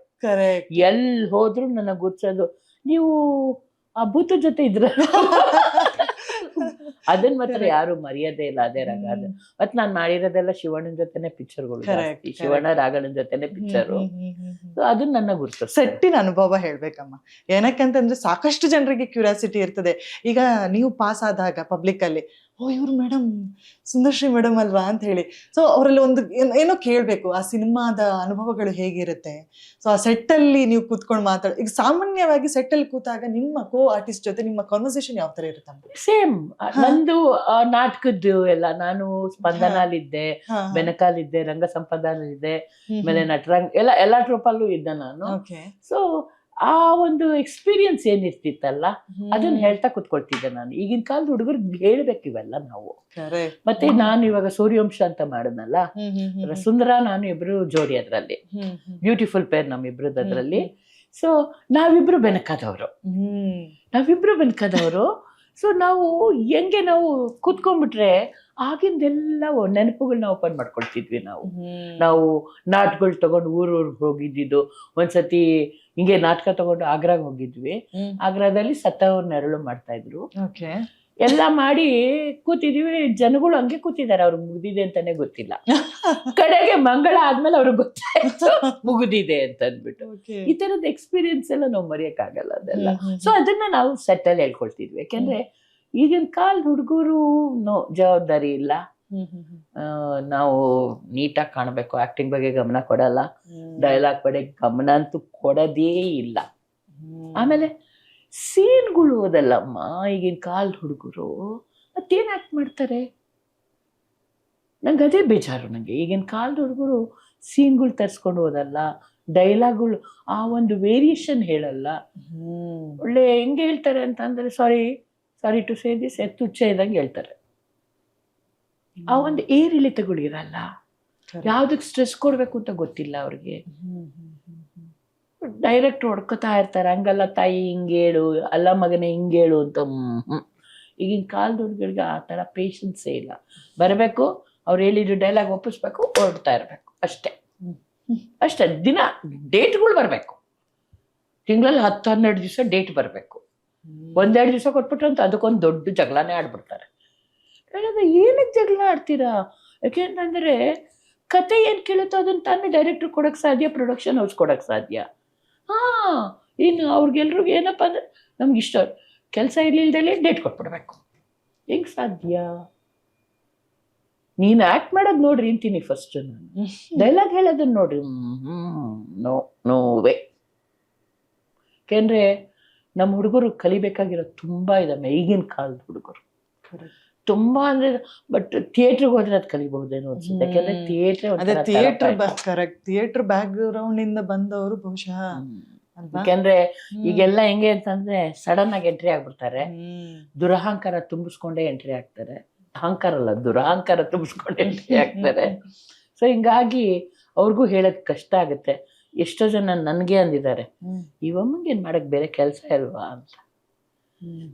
ನಾವು ಹೇಳಕ್ಕೆ ಹೋಗಲ್ಲ ನಾನು, ಯಾಕೆಂದ್ರೆ ಅಂಥವ್ರಿಗೆ ಹೇಳಿ ಪ್ರಯೋಜನ ಇಲ್ಲ. ಸೊ ಸುಮ್ಮನೆ ನಮ್ಮ ಪಾಡಿಗೆ ನಾನು ಹೋಗ್ತೀನಮ್ಮ, ಮೇಕಪ್ ಹಾಕೋತೀನಿ, ಕರೆದ್ರೆ ಹೋಗಿ ಆ್ಯಕ್ಟ್ ಮಾಡ್ತೀನಿ, ಇಲ್ಲ ನನ್ನ ಪಾಡಿಗೆ ನನ್ನ my favourite is candy crush. ಹಾಗಾದ್ರೆ ಫ್ರೀ ಟೈಮ್ ಅಲ್ಲೆಲ್ಲ ಬರೀ ಇದನ್ನ ನಾನು ಕೇಳ್ಬೇಕು ಮ್ಯಾಮ್. ಯಾಕಂತಂದ್ರೆ ಆ ಹಿಂದೆ ಇದ್ದಂತಹ ಗ್ರೂಪ್ ಆಗಿ, ಅಂದ್ರೆ ಶಾರ್ಟ್ ಫ್ರೀ ಸಿಕ್ಕಿದಾಗ ನೀವೆಲ್ಲ ಒಟ್ಟಾಗಿ ಕುತ್ಕೊಂಡು ಚೇರ್ ಹಾಕೊಂಡು ಸುಮಾರು ಫೋಟೋಗಳು ನಾವು ನೋಡಿದ್ದೇವೆ, ಒಟ್ಟಾಗಿ ಕುತ್ಕೊಂತಿದ್ವಿ. ಆದ್ರೆ ಈಗ ಕ್ಯಾರವನ್ ಅಂತ ಕಾಲ, ಕ್ಯಾರವನ್ ನಲ್ಲಿ ಕೂತ್ಕೊಂಡಿರ್ತಾರೆ ಹೀರೋ ಹೀರೋಗಳು ತರ್ಸಲ್ಲ. ಅದೇ ಸಿನಿಮಾ ಅಂತ ಹೇಳಿ ಬಂದ ಕ್ಯಾರವನ್ ಇಲ್ಲಾಂದ್ರೆ ಅವ್ರವ್ರ ಪಾಡಿಗೆ ನಾನು ಯಾವತ್ತೂ ಕ್ಯಾರವನ್ ಅಲ್ಲಿ ಕೂತೇ ಇಲ್ಲ, ನಂಗೆ ಉಸಿರು ಕಟ್ಟುತ್ತೆ. ಯಾಕೆ ನಾನು ಎಲ್ರ ಜೊತೆ ಮಾತಾಡ್ತಾ ಕೂತ್ಕೋಬೇಕು, ಈ ತರ ಎಲ್ರು ಮಾತಾಡ್ಸ್ಕೊಂಡು ಕೂತ್ಕೋಬೇಕು ಅನ್ನೋದು ನನ್ನ ಇಷ್ಟ. ನಾನು ಏನಕ್ಕೆ ಮಲ್ಗಕ್ ಮಾತ್ರ ನಾನು ಕ್ಯಾರವನ್ ಉಪಯೋಗಿಸ್ತೀನಿ ವಿನ ಅದು ಮಲ್ಗೋದು ಇಲ್ಲ. ನಾನು ಹೊರಗಡೆನೆ ಕೂತ್ಕೊಂಡು ನಾನು ಇದ್ ಮಾಡಿ, ಎಷ್ಟೋ ಜನ ಹೇಳ್ತಾರೆ ಹೋಗಿ ಸಿನಿಮಾ ಶೂಟಿಂಗ್ ಹೇಳ್ತೀನಿ ಹೋಗಿ ಕ್ಯಾರವನ್ ಅಲ್ಲಿ ಕೂತ್ಕೊಳ್ಳಿ ಅಂತಾರೆ. ನಂಗೆ ಬೇಡ ಸ್ವಾಮಿ, ನಾನು ಇಲ್ಲೇ ಆರಾಮಾಗಿ ಬೊಬ್ಬಟ್ಟಾಗಿದ್ದೀನಿ. ನಾನು ಕೆಳಗಡೆ ಚಕ್ಕಂಬಾಕ ಚೇರು ಹಾಕ್ಸ್ಕೊಳಲ್ಲ, ನಾನು ಜಮ್ಕಾನ ಹಾಸ್ಕೋತೀನಿ, ಇಲ್ಲ ಚಾಪೆ ಹಾಸ್ಕೋತೀನಿ, ಚಕ್ಕಂಬ ಹಾಕೊಂಡು ಕೂತ್ಕೊಳ್ತೀನಿ. ನಾನು ನಂಗೊಂದು ಚಾಪೆ ಕೊಟ್ಬಿಡಿ ಸಾಕು ಅಂತೀನಿ ನಾನು ಅವ್ರಿಗೆ. ನಾನು ನಿಮ್ಮನ್ನೇನು ಕೇಳಲ್ಲ, ನನಗೊಂದು ಚಾಪೆ ಕೊಟ್ಬಿಡಿ, ನನ್ನ ಪಾಡಿಗೆ ನಾನು ಇರ್ತೀನಿ, ನೆಮ್ಮದಿಯಾಗಿರ್ತೀನಿ. ನೀವು ಆ ಹಿಂದಿನ ಟೈಮಲ್ಲಿ ಇದ್ದಂತಹ ಒಂದು ಏನೋ ಒಂದು ಹ್ಯಾಪಿನೆಸ್ ಗೊತ್ತಿಲ್ಲ, ಅದ್ ಮುಂದುವರೆದಿದೆಯಮ್ಮ ಅಥವಾ ಅಲ್ಲೆಲ್ಲೋ ಮಿಸ್ ಮಾಡ್ಕೊಳ್ಳುವಂತ ಸಂಗತಿ ಇದೆಯಾ? ಹಿಂದೆ ಇದ್ದಂತಹ ಆ ತರ ಆಗಿದೆ. ಅವ್ರವ್ರ ಗ್ರೂಪ್ ಮಾಡ್ಕೊಂಡು ಕೂತ್ಕೊಂಡ್ಬಿಡ್ತಾರೆ, ಅವ್ರವ್ರ ಗ್ರೂಪ್ ಮಾಡ್ಕೊಂಡು ಅವ್ರವರೇ ಮಾತಾಡ್ಕೊಂಡು ಇರ್ತಾರೆ. ಆ ಗ್ರೂಪಿಸಮ್ ಇದೆ, ಮೊದ್ಲಂಗಿರ್ಲಿಲ್ಲ. ಎಲ್ಲರೂ ಒಟ್ಟಿಗೆ ಕೂತ್ಕೊಳ್ತಿದ್ವಿ, ಎಲ್ಲ ಊಟ ಒಟ್ಟಿಗೆ ಮಾಡ್ತಿದ್ವಿ, ಮಾತುಕತೆಗಳು ಒಟ್ಟಿಗೆ ಮಾಡ್ತಿದ್ವಿ. ಸೊ ಇದಿತ್ತು. ಇವಾಗೆಲ್ಲ ಗ್ರೂಪಿಸಮ್ ಆಗಿದೆ. ಆ ಯಂಗ್ಸ್ಟರ್ಸ್ ಎಲ್ಲ ಒಂದ್ ಸೈಡಲ್ಲಿ ಕೂತ್ಕೊಂಡ್ರೆ ನಮ್ಗೆ ವಯಸ್ಸಾಗಿದೆ ಅನ್ನೋತ ಅವರೇ ಅನ್ಕೊಂಡ್ಬಿಡ್ತಾರೆ. ಅವ್ರಿಗಿಂತ ಎನರ್ಜಿ ಅಂತ ಗೊತ್ತಿಲ್ಲ ಈ ತರ. ಸೊ ಆಮೇಲೆ ಇವ್ರ ಹತ್ರ ಏನ್ ಮಾತಾಡೋದು ಅನ್ನೋದಿದೆ, ಇವ್ರ ಹತ್ರ ಏನ್ ಮಾತುಕತೆ ಅದು ಒಂದಿದೆ, ತುಂಬಾ ಇದೆ. ಹಿಂಗಾಗಿ ಗ್ರೂಪಿಸಮ್ ಇದೆ. ನೋ ಪ್ರಾಬ್ಲಮ್, ಅದು ಅವ್ರವ್ರದ್ದು ಭಾವನೆಗಳು, ನಾವೇನು ಮಾಡಕ್ಕಾಗಲ್ಲ, ಅದನ್ನ ಚೇಂಜ್ ಮಾಡಕ್ಕಾಗೋದಿಲ್ಲ ಅಲ್ವಾ? ಕರೆಕ್ಟ್. ಈಗ ನೋಡಿ ಕಲಿಯುವಂಥದ್ದು ಮತ್ತೆ ಕ್ಲಾಸ್ಗಳಿಗೆ ಹೋಗಿ ಕಲಿಯುವಂಥದ್ದು ತುಂಬಾ ವ್ಯತ್ಯಾಸ ಇದೆ ಅದ್ರಲ್ಲಿ. ಸೊ ನಿಮ್ಮ ಬಾಲ್ಯದ ಸಮಯದಲ್ಲಿ ನೀವು ಸಾಕಷ್ಟು ಕಲಾವಿದರುಗಳ ನೋಡಿ ನೋಡಿ ನೋಡಿ ನೋಡಿ ಬೆಳೆದಿರೋ ಫೇವ್ರೆಟ್ ಹೀರೋಯಿನ್ ಕಲ್ಪನಾ. ಕಲ್ಪನಾ, ಜಯಂತಿ, ಲೀಲಾವತಿ. ಏನಮ್ಮ ನೀವು ಕಲ್ತಿದ್ದೀರಾ ಅಂದ್ರೆ ನೋಡಿ ಕಲ್ತಿರುವಂತಹ ನಿಮ್ಮ ನೆಚ್ಚಿನ ಕಲಾವಿದರಿಂದ ನೋಡಿ ಕಲ್ತಿರುವ? ನಾನು ಆಕ್ಚುಲಿ ನಾನು ನೋಡಿ ಅದನ್ನ ಅಳವಡಿಸ್ಕೊಳ್ತೀನಿ ವಿನ ಅದನ್ನ ಇಮಿಟೇಟ್ ಮಾಡಲ್ಲ. ಕರೆಕ್ಟ್. ಆಕ್ಚುಲಿ ಇಮಿಟೇಟ್ ಮಾಡ್ಕೊಡ್ದು, ಅಳವಡಿಸ್ಕೋಬೇಕು. ಏನೇ ಆಗ್ಲಿ, ಡೈಲಾಗ್ ಡೆಲಿವರಿ ಆಗ್ಲಿ ಅಥವಾ ಒಂದು ಆಕ್ಟಿಂಗ್ ಆಗ್ಲಿ, ನನಗೆ ನನ್ನದೇ ಆದಂತ ಆಕ್ಟಿಂಗ್ ಇದೆ, ನನ್ನ ಮುಖ ಭಾವನೆಗಳಿದಾವೆ. ಅವ್ರ ತರ ನಾವು ಮಾಡಕ್ ಸಾಧ್ಯ ಇಲ್ಲ ಅಲ್ವಾ? ಸೊ ನೋಡಿ ಅವರು ಒಂದು ಕೆಲವೊಂದು ಇದನ್ನ ನಾವು ಕಲಿಬಹುದೇನು. ಯಾಕೆಂದ್ರೆ ಮರಾಠಿ ನಾಟಕಗಳಲ್ಲಮ್ಮ ಪ್ರತಿಯೊಬ್ರು ಹೆಂಗೆ ಬರೀ ಕಣ್ಣಲ್ಲಿ ಆಕ್ಟ್ ಮಾಡ್ತಾರೆ. ನಮ್ಮಲ್ಲಿ ಅನಂತನಾಗ್ ಆ ಥರ ಕಣ್ಣಲ್ಲೇ ಸರಿತಾ ಅವರು. ಹೌದು, ನೀನು ಆ ಕಣ್ಣಲ್ಲಿ ಆಕ್ಟ್ ಮಾಡೋದಿದೆಯಲ್ಲ, ನಿಂಗೆ 1000 ಭಾವನೆ ಹೇಳ್ಬಿಡುತ್ತೆ ನಿಂಗೆ ಕಣ್ಣು. ಅದು ತುಂಬಾ ಜನಕ್ಕೆ ಬರಲ್ಲ. ಅದು ಯಾವಾಗ ಬರುತ್ತೆ ಗೊತ್ತಾ? ನಿನ್ನನ್ನು ನೀನು ಅಳವಡಿಸ್ಕೊಂಡಾಗ, ಅದ್ರೊಳಗೆ ಐಕ್ಯ ಆದಾಗ ಕಣ್ಣಲ್ಲಿ ಭಾವನೆ ಬರುತ್ತೆ, ಇಲ್ಲಾಂದ್ರೆ ಆರ್ಟಿಫಿಷಿಯಲ್ ಆಗುತ್ತೆ. ಸೊ ನಿನ್ ಕಣ್ಣಿಂದ ಏನ್ ಹೇಳ್ತೀಯಲ್ಲ, ಮರಾಠಿ ಆರ್ಟಿಸ್ಟ್ಗಳು ಸೂಪರ್ ಆರ್ಟಿಸ್ಟ್ಗಳು, born artist, each and every artist. ಎಂತಂದ್ರೆ ಅವರು ಅವರ ಮುಖದಲ್ಲೇ ಎಲ್ಲಾನು, ಕಣ್ಣಲ್ಲೇ ಎಲ್ಲಾನು ಇದ್ ಮಾಡ್ಬಿಡ್ತಾರೆ, ವ್ಯಕ್ತಪಡಿಸ್ಬಿಡ್ತಾರೆ. ತುಂಬಾ ಜನನು ಕನೆಕ್ಟ್ ಆಗ್ತಾರೆ. ಅನಂತನಾಗ್ದು ಬೆಳದಿಂಗಳ ಬಾಲ, ಮೈ ಫೇವ್ರೆಟ್ ಹೀರೋ ಅವರು. ಹೆಂಗೆ ಆಕ್ಟ್ ಮಾಡ್ತಾವಪ್ಪ ಅಂತಂತಂದ್ರೆ ಮೇಲ ಜುಮ್ಮನತ್ತೆ ಅವ್ರದ್ದು. ನಾನು ಅವ್ರ ಜೊತೆ ಮಾಲ್ಗುಡಿ ಡೇಸ್ ವರ್ಕ್ ಮಾಡಿದ್ದೀನಿ. ಸೊ ನಿಜವಾಗಿ ಹಿ ಇಸ್ ಗ್ರೇಟ್. ಅವ್ರ ಜೊತೆ ಕೂತು ಮಾತಾಡಿದ್ಯಾ? ಸಾಕಷ್ಟು ಮಾತಾಡಿರ್ತೀರಾ. ಯಾವ್ದಾದ್ರು ಒಂದು ಸ್ವೀಟ್ ಮೆಮೊರಿ ಅವ್ರ ಜೊತೆ ಹಂಚ್ಕೊಂಡಿರುವಂತದ್ದು? ಅಂದ್ರೆ ಅವರು ಜಾಸ್ತಿ ಮಾತಾಡ್ತಿರ್ಲಿಲ್ಲ ಆಕ್ಚುಲಿ. ಅಂದ್ರೆ ತುಂಬಾ ಅವ್ರ ಪಾಡಾಯ್ತು ಅವ್ರಾಯ್ತು ಇದ್ಕೊಂಡು ಅವ್ರು. ಮತ್ ನಾವು ನಮ್ ಕೆಲಸದಲ್ಲಿ ಬ್ಯುಸಿ ಇರ್ತಿದ್ವಲ್ಲ, ಕೂತ್ಕೊಂಡು ಮಾತಾಡೋಷ್ಟು ಇದಿರ್ತಿರ್ಲಿಲ್ಲ. ಯಾಕೆಂದ್ರೆ ನಮ್ಗೆ ಹೆಂಗಿತ್ತು ಅಂತಂದ್ರೆ ಮಾಲ್ಗುಡಿ ಡೇಸ್ ಅಲ್ಲಿ ನನ್ನ ಹೆಸರಿಗೆ ಕಾಸ್ಟ್ಯೂಮ್ ಡಿಸೈನರ್ ಅಮ್ಮ, ಹೆಸರಿಗೆ. ಬಟ್ ಶಂಕರ್ ಎಲ್ರಿಗೂ ಎಲ್ಲಾ ಕೆಲಸ ವಹಿಸ್ತಾ ಇದ್ರು. ಸುಂದ್ರಿ ಹೋಗಿ ಅಲ್ಲಿ ಅವ್ರು ಮನೆಗೆ ಶೂಟಿಂಗ್ ಕೊಡ್ತಾರ, ಕೇಳ್ಕೊಂಬಾರೆ. ಸುಂದ್ರಿ ಅವ್ರ ಮನೇಲಿ ಈ ತರ ಹಿತ್ತಾಳೆ ಪಾತ್ರಗಳು ಇದೆಯಾ ತಗೊಂಬಾರೆ. ಈ ತರ ನಂಗೆ ಇಡೀ ಆಗುಂಬೆ ಮನೆಯವ್ರು ಗೊತ್ತಿದ್ರು. ನಂಗೆ ಆಗುಂಬೆ ತಾನೇ ಶೂಟಿಂಗ್ ಮಾಡಿದ್ದು. ಇಡೀ ಆಗುಂಬೆಯಲ್ಲಿ ಪ್ರತಿಯೊಬ್ರು ಮನೆನೂ ನನಗೆ ಗೊತ್ತಿತ್ತು. ಎಲ್ರು ಮನೆಗೆ ಹೋಗೋದು, ನಂಗೆ ಈ ತರ ಹಿಂಗ್ ಬೇಕು ತಂದ್ಕೊಡ್ತೀನಿ ನಾನು ಅನ್ನೋದು, ಹೋಗಿ ತಗೊಂಬರೋದು, ಕೊಡೋದು. ಈ ತರ ಪ್ರತಿಯೊಬ್ರು ಮನೇಲೂ ಹೋಗ್ತಿದ್ದೆ. ನನ್ನೇ ಕಳ್ಸೋರು ಶಂಕರ್ ಹೋಗಿ. ಆಮೇಲೆ ವಾರ್ಡ್ ಡೈರೆಕ್ಟರ್ನು ಕಳ್ಸೋರು. ಬಟ್ ಅಲ್ಲೆಲ್ಲ ಹೆಂಗೆ ಅಂದ್ರೆ ನಾವು ಡಿಫ್ರೆಂಟ್ ಹೆಸರಿಗೆ ಪೊಸಿಷನ್ ಅಂತ ಆಗ್ತಿರ್ಲಿಲ್ಲ.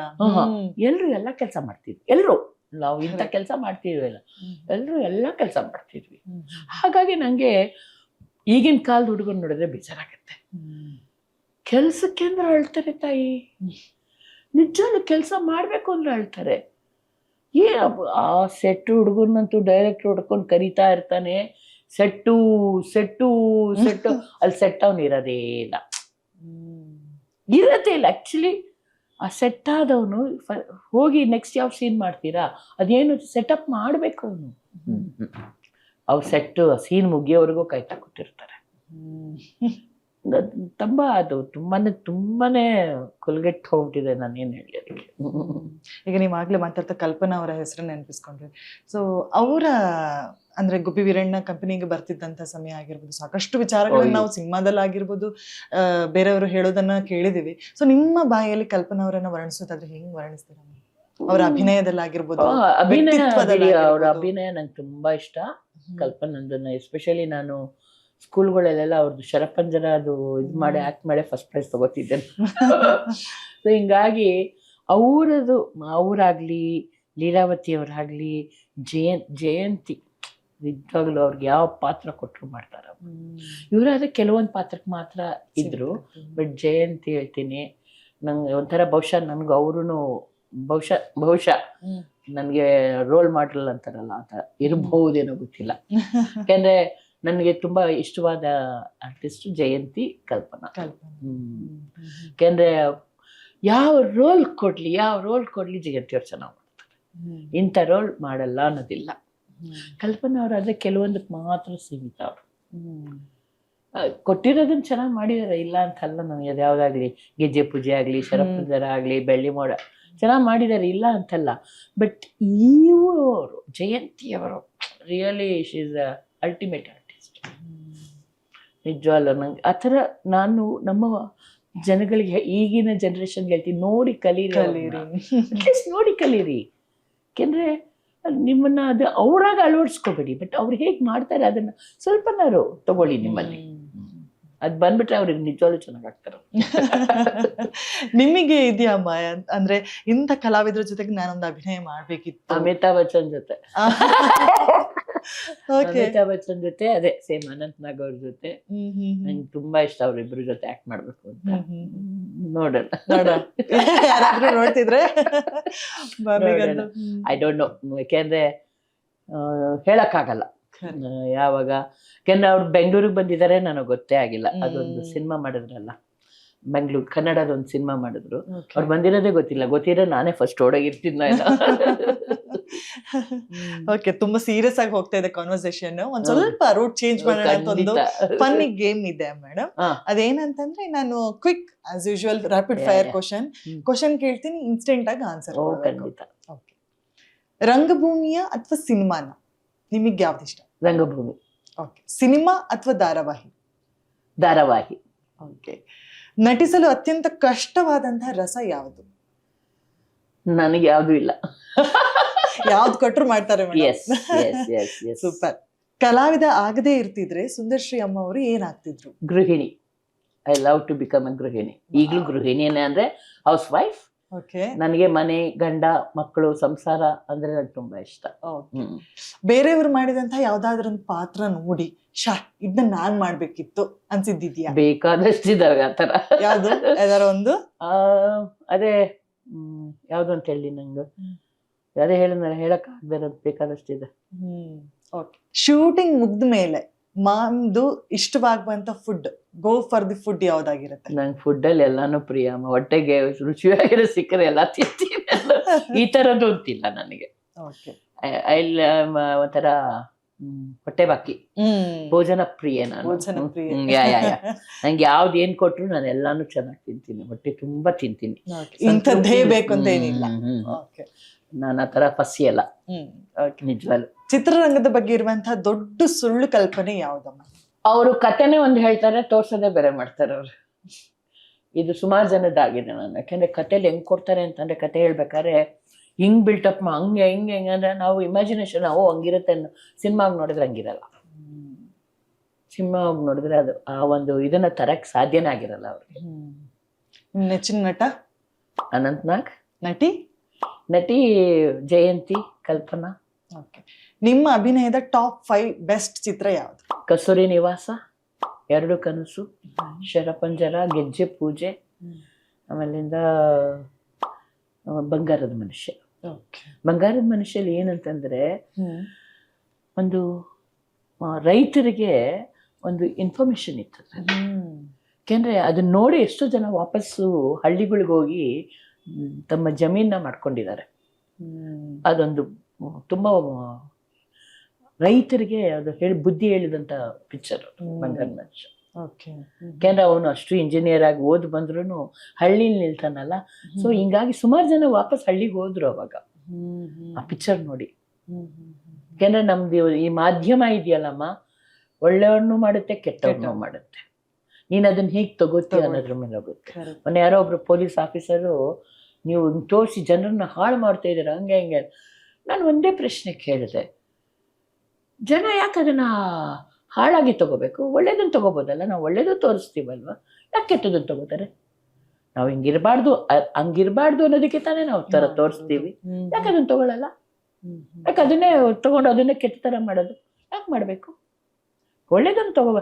ನೀವು ಯಾಕೆ ನಾವು ಕೆಟ್ಟದನ್ನ ತೋರಿಸ್ತೀವಿ ಅಂದ್ರೆ, ನೀವು ಹಂಗ ಆಗ್ಬೇಡಿ ಅನ್ನೋದು ತೋರ್ಸೋದಕ್ಕೋಸ್ಕರ ನಾವು ಹಂಗ್ ಮಾಡ್ತೀವಿ. ನೀವು ಅದನ್ನೇ ಒಂಥರ ಹೈಲೈಟ್ ಮಾಡ್ಬಿಟ್ರೆ ತಪ್ಪಲ್ವಾ? ಇದು ನಾನು ಉತ್ತರ ಕೊಡ್ಬೇಕು ಅಂತಿದ್ವಿ, ಕೊಡ್ಲಿಲ್ಲ ಅಷ್ಟೇ, ಬೇರೆ. ಓಕೆ, ಈಗ ಅದೇ ನೀವು ಮಾತಾಡ್ತಾ ಹೇಳಿದ್ರಿ, ಯಾಕಂತಂದ್ರೆ ಮನ್ಸಿನಲ್ಲಿ ಉಳಿಯುವಂತದ್ದು ಜಾಸ್ತಿ ಈ ಸಿನಿಮಾ ಆಗಿರ್ಬೋದು ಅಥವಾ ಬುಕ್ ಓದೋರಿಗೆ ಬುಕ್ಕಲ್ಲಿ ಬರುವಂತ ಪಾತ್ರಗಳಾಗಿರ್ಬೋದು.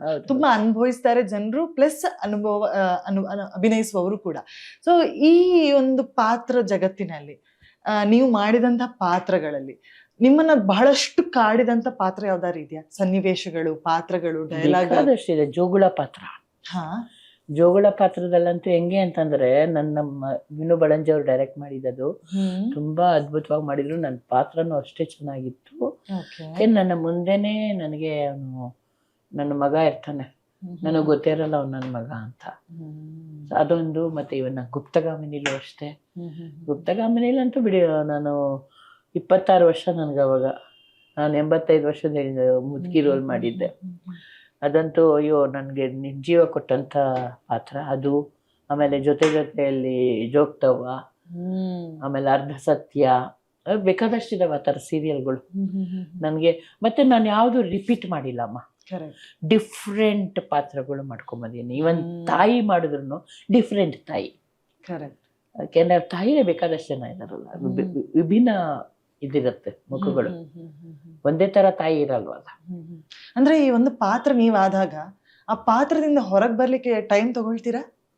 ಇನ್ಸ್ಟೆಂಟ್ ಅದು ಪಾತ್ರ ಸುಂದರಶ್ರೀ ಸೆಟ್ಟಲ್ ಮಾತ್ರ ಪಾತ್ರ ಆಗಿರ್ತೀನಿ. ಹೌದು ಹೌದು. ನಾನು ಹಿಂಗ್ ಬರ್ತಿದ್ದಂಗೆನೆ ಚೇಂಜ್ ಆಗ್ಬಿಡ್ತೀನಿ. ನಾನು ಅದನ್ನ ಕ್ಯಾರಿ ಓವರ್ ಮಾಡಲ್ಲ. ನಂಗೆ ಇಷ್ಟ ಇಲ್ಲ ಕ್ಯಾರಿ ಓವರ್ ಮಾಡಕ್ಕೆ. ಅಂದ್ರೆ ಈ ಕೆಲವೊಂದು ಕಥೆಗಳಲ್ಲಿ ಇರುತ್ತೆ, ಕೆಲವೊಂದು ಸನ್ನಿವೇಶಗಳು. ಈಗ ಲಾಸ್ಟ್ ಟೈಮ್ ನಾನು ನಿಮ್ಮ ಸಂದರ್ಶನದಲ್ಲಿ ಕೇಳಿದ್ದೆ, ಚಿತೆ ಮೇಲೆ ಮಲಗಬೇಕಾಗತ್ತೆ ಅಂತ ಸನ್ನಿವೇಶಗಳು ಬಂದಾಗ ಎಲ್ಲೋ ನಿನ್ ಒಳ ಮನ್ಸು ತಡ್ದದ್ದಿದ್ಯಾ? ಇಲ್ಲಪ್ಪ, ಅದು ನನ್ನ ಪಾತ್ರ. ನನ್ನ ಮಗಳು ಅಂತೂ ಸೇಮ್ ಸೂರ್ಯವಂಶದಲ್ಲಿ ನನ್ನ ಚಿತೆ ಮೇಲೆ ಮಲಗಿಸೋದಿತ್ತು. ನನ್ನ ಮಗಳು ನೀನ್ ಮಾಡ್ಬೇಡ ಅದನ್ನ ಹಂಗ ಹಿಂಗೆ ಅಲ್ಲ, ಹೋಗಮ್ಮ ತಾಯಿ ನಿನ್ನ, ನನ್ನ ಪಾತ್ರ ಅದ್ರಲ್ಲಿ ಮಲಗಿದ್ದೆ ನಾನು. ನನ್ಗೇನು ಅನ್ನಿಸ್ಲಿಲ್ಲಮ್ಮ, ನಂಗೇನು ಅನ್ನಿಸ್ಲಿಲ್ಲ. ಆಮೇಲೆ ಎದ್ರ ಮೇಲೆ ಅದು ತೆಗಿತಾರೆ, ದೃಷ್ಟಿ ತೆಗಿಯೋದೆಲ್ಲ ಮಾಡಿದ್ರು. ಬಟ್ ನನ್ಗೇನ್ ನಾನೊಂದು ಮಲಗಿದೀನಿ ಅಷ್ಟೇ ಅನಿಸ್ತಿತ್ತು ನನಗೆ, ಚಿತೆ ಮೇಲೆ ಮಲಗಿದೀನಿ. ಅವೆಲ್ಲ ಅಂದ್ರೆ ಸುಮಾರು ಗಾಸಿಪ್ಗಳು ಇದ್ರ ಸುತ್ತ ಓಡಾಡಿದೆ. ಅಂದ್ರೆ ಈ ತರ ನೆಗೆಟಿವ್ ಕ್ಯಾರೆಕ್ಟರ್ ಮಾಡಿದ್ರೆ ಅವ್ರಿಗೆ ಏನೋ ಪರ್ಸನಲ್ ಲೈಫ್ ಅಲ್ಲಿ ತೊಂದರೆಗಳಾಗೋದು, ದೃಷ್ಟಿ, ನೀವ್ ಆಗ್ಲೇ ಹೇಳೋದಾಗೆ ಹೇಳಿದ್ರಿ, ದೃಷ್ಟಿ ಆಗುವಂತದ್ದು, ಆ ತರದ್ ಏನಾರ ಅನುಭವ? ಅವರವರ ಭಾವಕ್ಕೆ ನೀನ್ ಹೆಂಗ್ ಅದನ್ನ ತಗೊಳ್ತೀಯ ಅನ್ನೋದ್ರ ಮೇಲೆ ಹೋಗುತ್ತೆ. ನಾನು ಅದನ್ನ ಪೂರಾ ಇನ್ವಾಲ್ವ್ಮೆಂಟ್ ಅಲ್ಲಿ ತಗೊಂಡ್ರೆ ನನಗೆ ಅದು ಎಫೆಕ್ಟ್ ಆಗುತ್ತೆ ಅಂತ ಅನ್ಸುತ್ತೆ. ನಾನು ಒಂಥರ ಬಿಂದಾಸ್ ಆಗದಿರೋದ್ರಿಂದ ನಂಗೇನು ಅನ್ಸೋದೇ ಇಲ್ಲ. ನಾನು ಯಾವ್ದನ್ನು ನಾನು ತುಂಬಾ ಸೀರಿಯಸ್ ಆಗಿ ತಗೊಳ್ಳೋದೇ ಇಲ್ಲ. ಯಾವ್ದು ಹಿಂಗೆ ಅಂತಂದ್ರೆ ಬಂತ ಸಂತೋಷ ಪಡ್ತೀನಿ, ಬರ್ಲಿಲ್ವಾ ಅಯ್ಯೋ ನನ್ನ ಹಣೆಯಲ್ಲಿ ಇರ್ಲ ಅನ್ಕೊಂಡು ಸುಮ್ಮನೆ ಆಗ್ಬಿಡ್ತೀನಿ. ಅದರಿಂದಾಗಿ ಒಂದು ಫಸ್ಟ್ ಆಫ್ ಆಲ್ ನನಗೆ ಯಾವ ಆಸೆನೂ ಇಲ್ಲಮ್ಮ. ನಾನು ಇದನ್ನು ಹೇಳ್ತೀನಿ, ನಮ್ಮ ಜನ ತುಂಬಾ ಆಸೆ ಪಡ್ತಾರೆ, ಅದು ಸಿಗ್ಲಿಲ್ವಾ ಕೊರಗ್ತಾರೆ. ನಾನು ಆಸೆನೇ ಪಡಲ್ಲ, ಸೊ ಆದ್ರಿಂದ ನಾನು ಕೊರಗೋದು ಇಲ್ಲ. ಸೊ ನನ್ನ ನಿಜವಾಗ್ಲೂ ನಾನು ಯಾವಾಗ್ಲೂ ನಗ್ನಾಗ್ತಾ ಇರೋದ್ ಕಾರಣನೇ ಅದು. I am always laughing. ನಾನು ಯಾವಾಗ ಒಂದು ದಿವ್ಸನೂ ಚಿಂತೆ ಮಾಡ್ಕೊಂಡು ಕೂತಿಲ್ಲಮ್ಮ, ಅಯ್ಯೋ ಇದಾಗ್ಲಿಲ್ವಲ್ಲ, ನನ್ನ ಲೈಫಲ್ಲಿ ಇಲ್ಲ. ಬಂತ ಸಂತೋಷದಿಂದ ತಗೊಳ್ತೀನಿ, ಬರ್ಲಿಲ್ವಾ ಅಯ್ಯೋ ಬಿಡು ಏನಾಯ್ತು, ಈ ತರದಳು ನಾನು ಎಲ್ರಿಗೂ ಅದನ್ನ ಹೇಳ್ತೀನಿ. ಯಾಕೆ ಟೆನ್ಷನ್ ಆಗ್ತೀರಾ, ನಿಮ್ಮ ಆರೋಗ್ಯ ಹಾಳಾಗುತ್ತೆ ಟೆನ್ಷನ್ ಆದ್ರೆ. ಕೂಲಾಗಿ ಯೋಚನೆ ಮಾಡಿ. ಈಗ ನಮ್ಮ ಜನಗಳಿಗೆ ಎಲ್ಲ ಹೇಳ್ತಾರಲ್ಲ ಆಚರಣೆಗೆ ತಾಂಜಿದೆ. ನೀವೀಗ ನನ್ನ ಹತ್ರ ಈ ಮಾತುಕತೆ ಕೇಳ್ತಾ ನನಗೆ ಅನ್ಸಿತ್ತು, ನೀವೊಬ್ರು ಗೃಹಿಣಿ ಕೂಡ, ಒಂದು ಬ್ಯೂಟಿಫುಲ್ ವೈಫ್, ಮದರ್, ಸೊಸೆ ಕೂಡ, ಗ್ರ್ಯಾಂಡ್ ಮದರ್. ಇಬ್ರು ಮೊಮ್ಮಕ್ಕಳಿದ್ದಾರೆ. ಈ ಪಾತ್ರಗಳು, ಬದುಕಿನ ನಿಜ ಪಾತ್ರಗಳ ಬಗ್ಗೆ ಮಾತಾಡಿಮ್ಮ. ಅಂದ್ರೆ ಹೇಗಿದೆ ನಿಮ್ದು ಆಸ್ ಅ ಪತ್ನಿಯಾಗಿ? ಒಳ್ಳೆ ಗಂಡ, ಒಳ್ಳೆ ಅತ್ತೆ. ನನ್ನ ಅತ್ತೆಗೆ ಈಗ 90 years. She is good, very good she is. ಯಾಕೆಂದ್ರೆ ನನ್ನಂತೂ ಒಳ್ಳೆ ಮಗಳ ತರಾನೇ ಅವ್ರು ನೋಡ್ತಾರೆ. ಹೆಂಗೆ ಅಂತಂದ್ರೆ ಈಗ ಅವ್ರ ಕೈಲಿ ಆಗ್ತಾ ಇಲ್ಲ, ಇಲ್ಲ ಅಂದಿದ್ರೆ ಬೆಳಿಗ್ಗೆ ಎದ್ದು ನನಗೆ ಕಾಫಿ ಮಾಡ್ಕೊಡ್ತಿದ್ರು ಅವರು. ಈಗ ಒಂದು 10 days ಇಂದ ಒಂದು 15 days ಅಂತಾನೆ. ನೀವು ಶೂಟಿಂಗ್ ಹೋಗುವಾಗ ಒಂದೇನೋ ಮಾತುಕತೆ ಬರೋದು, ಟೈಮಿಂಗ್ಸ್ ನಿಮ್ದಿರಲ್ಲ, ಹೆಂಗಿರ್ತಿತ್ತು ಅಂತ? ಇದುವರೆಗೂ ಅದ್ರ ಬಗ್ಗೆ ಮಾತೇ ಆಡಿಲ್ಲ. ಇವನ್ ನನ್ ಗಂಡನೂ ಅದ್ರ ಬಗ್ಗೆ ಮಾತಾಡಿಲ್ಲ. ಯಾಕೆಂದ್ರೆ ನಮ್ದು ಹೋದ್ಮೇಲೆ ಟೈಮಿಂಗ್ಸ್ ಇರಲ್ಲ ಅಲ್ವಾ. ಅದ್ರ ಬಗ್ಗೆ ಇದುವರೆಗೂ ಯಾರು ಯಾತರ ಮಾತೇ ಇಲ್ಲ. ನಿಜವಾಗ್ಲೂ ಹೇಳ್ತೀನಲ್ಲ, ಆ ಒಂದು ಇದು ಬಂದೇ ಇಲ್ಲ ನಮ್ಗೆ, ಬಂದೇ ಇಲ್ಲ. ಮತ್ತೆ ನಾವು ಮಗಳು, ಅಳಿಯ, ಚಿನ್ನದಂತ ಅಳಿಯ, ಒಳ್ಳೆ ಮಗಳು, ಇಬ್ಬರು ಬ್ಯೂಟಿಫುಲ್ ಮೊಮ್ಮಕ್ಕಳು. ಮೊಮ್ಮಗಳು ಮೊಮ್ಮಗ. ಮೊಮ್ಮಗಳಿಗೆ 13 ವರ್ಷ, ಕಶ್ವಿ ಅಂತ ಅವಳ ಹೆಸರು. ಮೊಮ್ಮಗ ಶವೀಕ್ ಅಂತ. ಅವನು ಬಹುಶಃ ನಟ ಭಯಂಕರ ಆಗ್ಬೋದು. ನಮ್ ತಾತನೇ ಹುಟ್ಟು ಬಂದಿದ್ದಾರೆ ಅಂತ ಹೇಳ್ತೀನಿ ನಾನು. ಯಾಕಂದ್ರೆ he loves to act, he loves to cook, very good cook ಆಗ್ತಾನೆ. ನಾನು ಅದೇ ನನ್ನ ಮಗಳಿಗೆ ಹೇಳ್ತಾ ಇರ್ತೀನಿ, ನಿನ್ನ ಮಗ ಶೆಫ್ ಆಗ್ತಾನೆ ಕಣೆ. 13 ವರ್ಷಕ್ಕೆ 7 ವರ್ಷ ಅಮ್ಮ. 7 ವರ್ಷ ಅವನಿಗೆ. he loves to cook. ಮೊನ್ನೆ ಈಗ ಒಂದು 2 ತಿಂಗಳ ಹಿಂದೆಗಡೆ, ಅಮ್ಮ ಕೋಸಂಬರಿ ಮಾಡ್ಬೇಕು, ಅಮ್ಮಮ್ಮ ಅಂತ ಕರೆಯೋದು ಇಬ್ರುನು. ಅಮ್ಮ ಕೋಸಂಬರಿ ಮಾಡಕ್ಕೆ ಯಾವ ಬೆಳೆ ತಗೊಳ್ತಾರೆ? ಹೆಸರು ಬೆಳೆ. ಅವನೇ ಇಸ್ಕೊಂಡು ಕಪ್ಪಲ್ಲಿ ನೆನೆ ಇಟ್ಟು, ಅವನೇ ಈರುಳ್ಳಿ ಹೆಚ್ಚಿ, ಅವನೇ ಉಪ್ಪು ಹಾಕಿ ನನಗೆ ಕೊಟ್ಟಿದ್ದಾನೆ. ಎಷ್ಟು ಚೆನ್ನಾಗಿ ಮಾಡಿದ್ದ ಅಂತಂದ್ರೆ ಹೇಳ್ತೀನಿ ನನ್ನ ಮಗಳೇ, ಅಮ್ಮ ನಿನ್ ಮಗ ಶೆಫ್ ಆಗ್ತಾನೆ. ಮತ್ತೆ ಮಾನ್ ಆಕ್ಟ್ ಮಾಡು ಅಂದ್ರೆ ಸೂಪರ್. ಅವ್ನು 1.5 ವರ್ಷ ಇದ್ದಾಗ್ಲೇನೆ ಈ ಪುಣ್ಯಕೋಟಿ ಕಥೆನ ಎನಾಕ್ಟ್ ಮಾಡಿ ತೋರ್ಸೋನು. ಅವನಿಗೆ 1.5 ವರ್ಷ ಇದ್ದಾಗ. He loves to cook, he loves to act. Okay, ಹಾಗಾದ್ರೆ ನೀವು ಫ್ಯಾಮಿಲಿ ಟೈಮ್ ಕೂಡ ಕರೆಕ್ಟ್ ಆಗಿ ಕೊಡ್ತಿದ್ದೀರಾ ಅಲ್ಲಮ್ಮ? ಯಾಕಂತಂದ್ರೆ ಎಲ್ಲೋ ಸೋಲೋದೆ ಅಲ್ಲೇ, ಒಂದ್ ಬ್ಯಾಲೆನ್ಸ್ ಮಾಡಕ್ ಹೋಗಿ ಇನ್ನೊಂದ್ ಕಡೆ ಇನ್ಬ್ಯಾಲೆನ್ಸ್ ಆಗೋದು. ಮೊನ್ನೆ ಕೂಡ ನಾವೆಲ್ಲ ನನ್ ಮಗಳು ಮೊಮ್ಮಕ್ಕಳೆಲ್ಲ ಊಟಕ್ಕೆ ಹೋಗಿದ್ವಿ. ಸೊ ಅದೆಲ್ಲ ನಡೀತಾ ಇದೆ.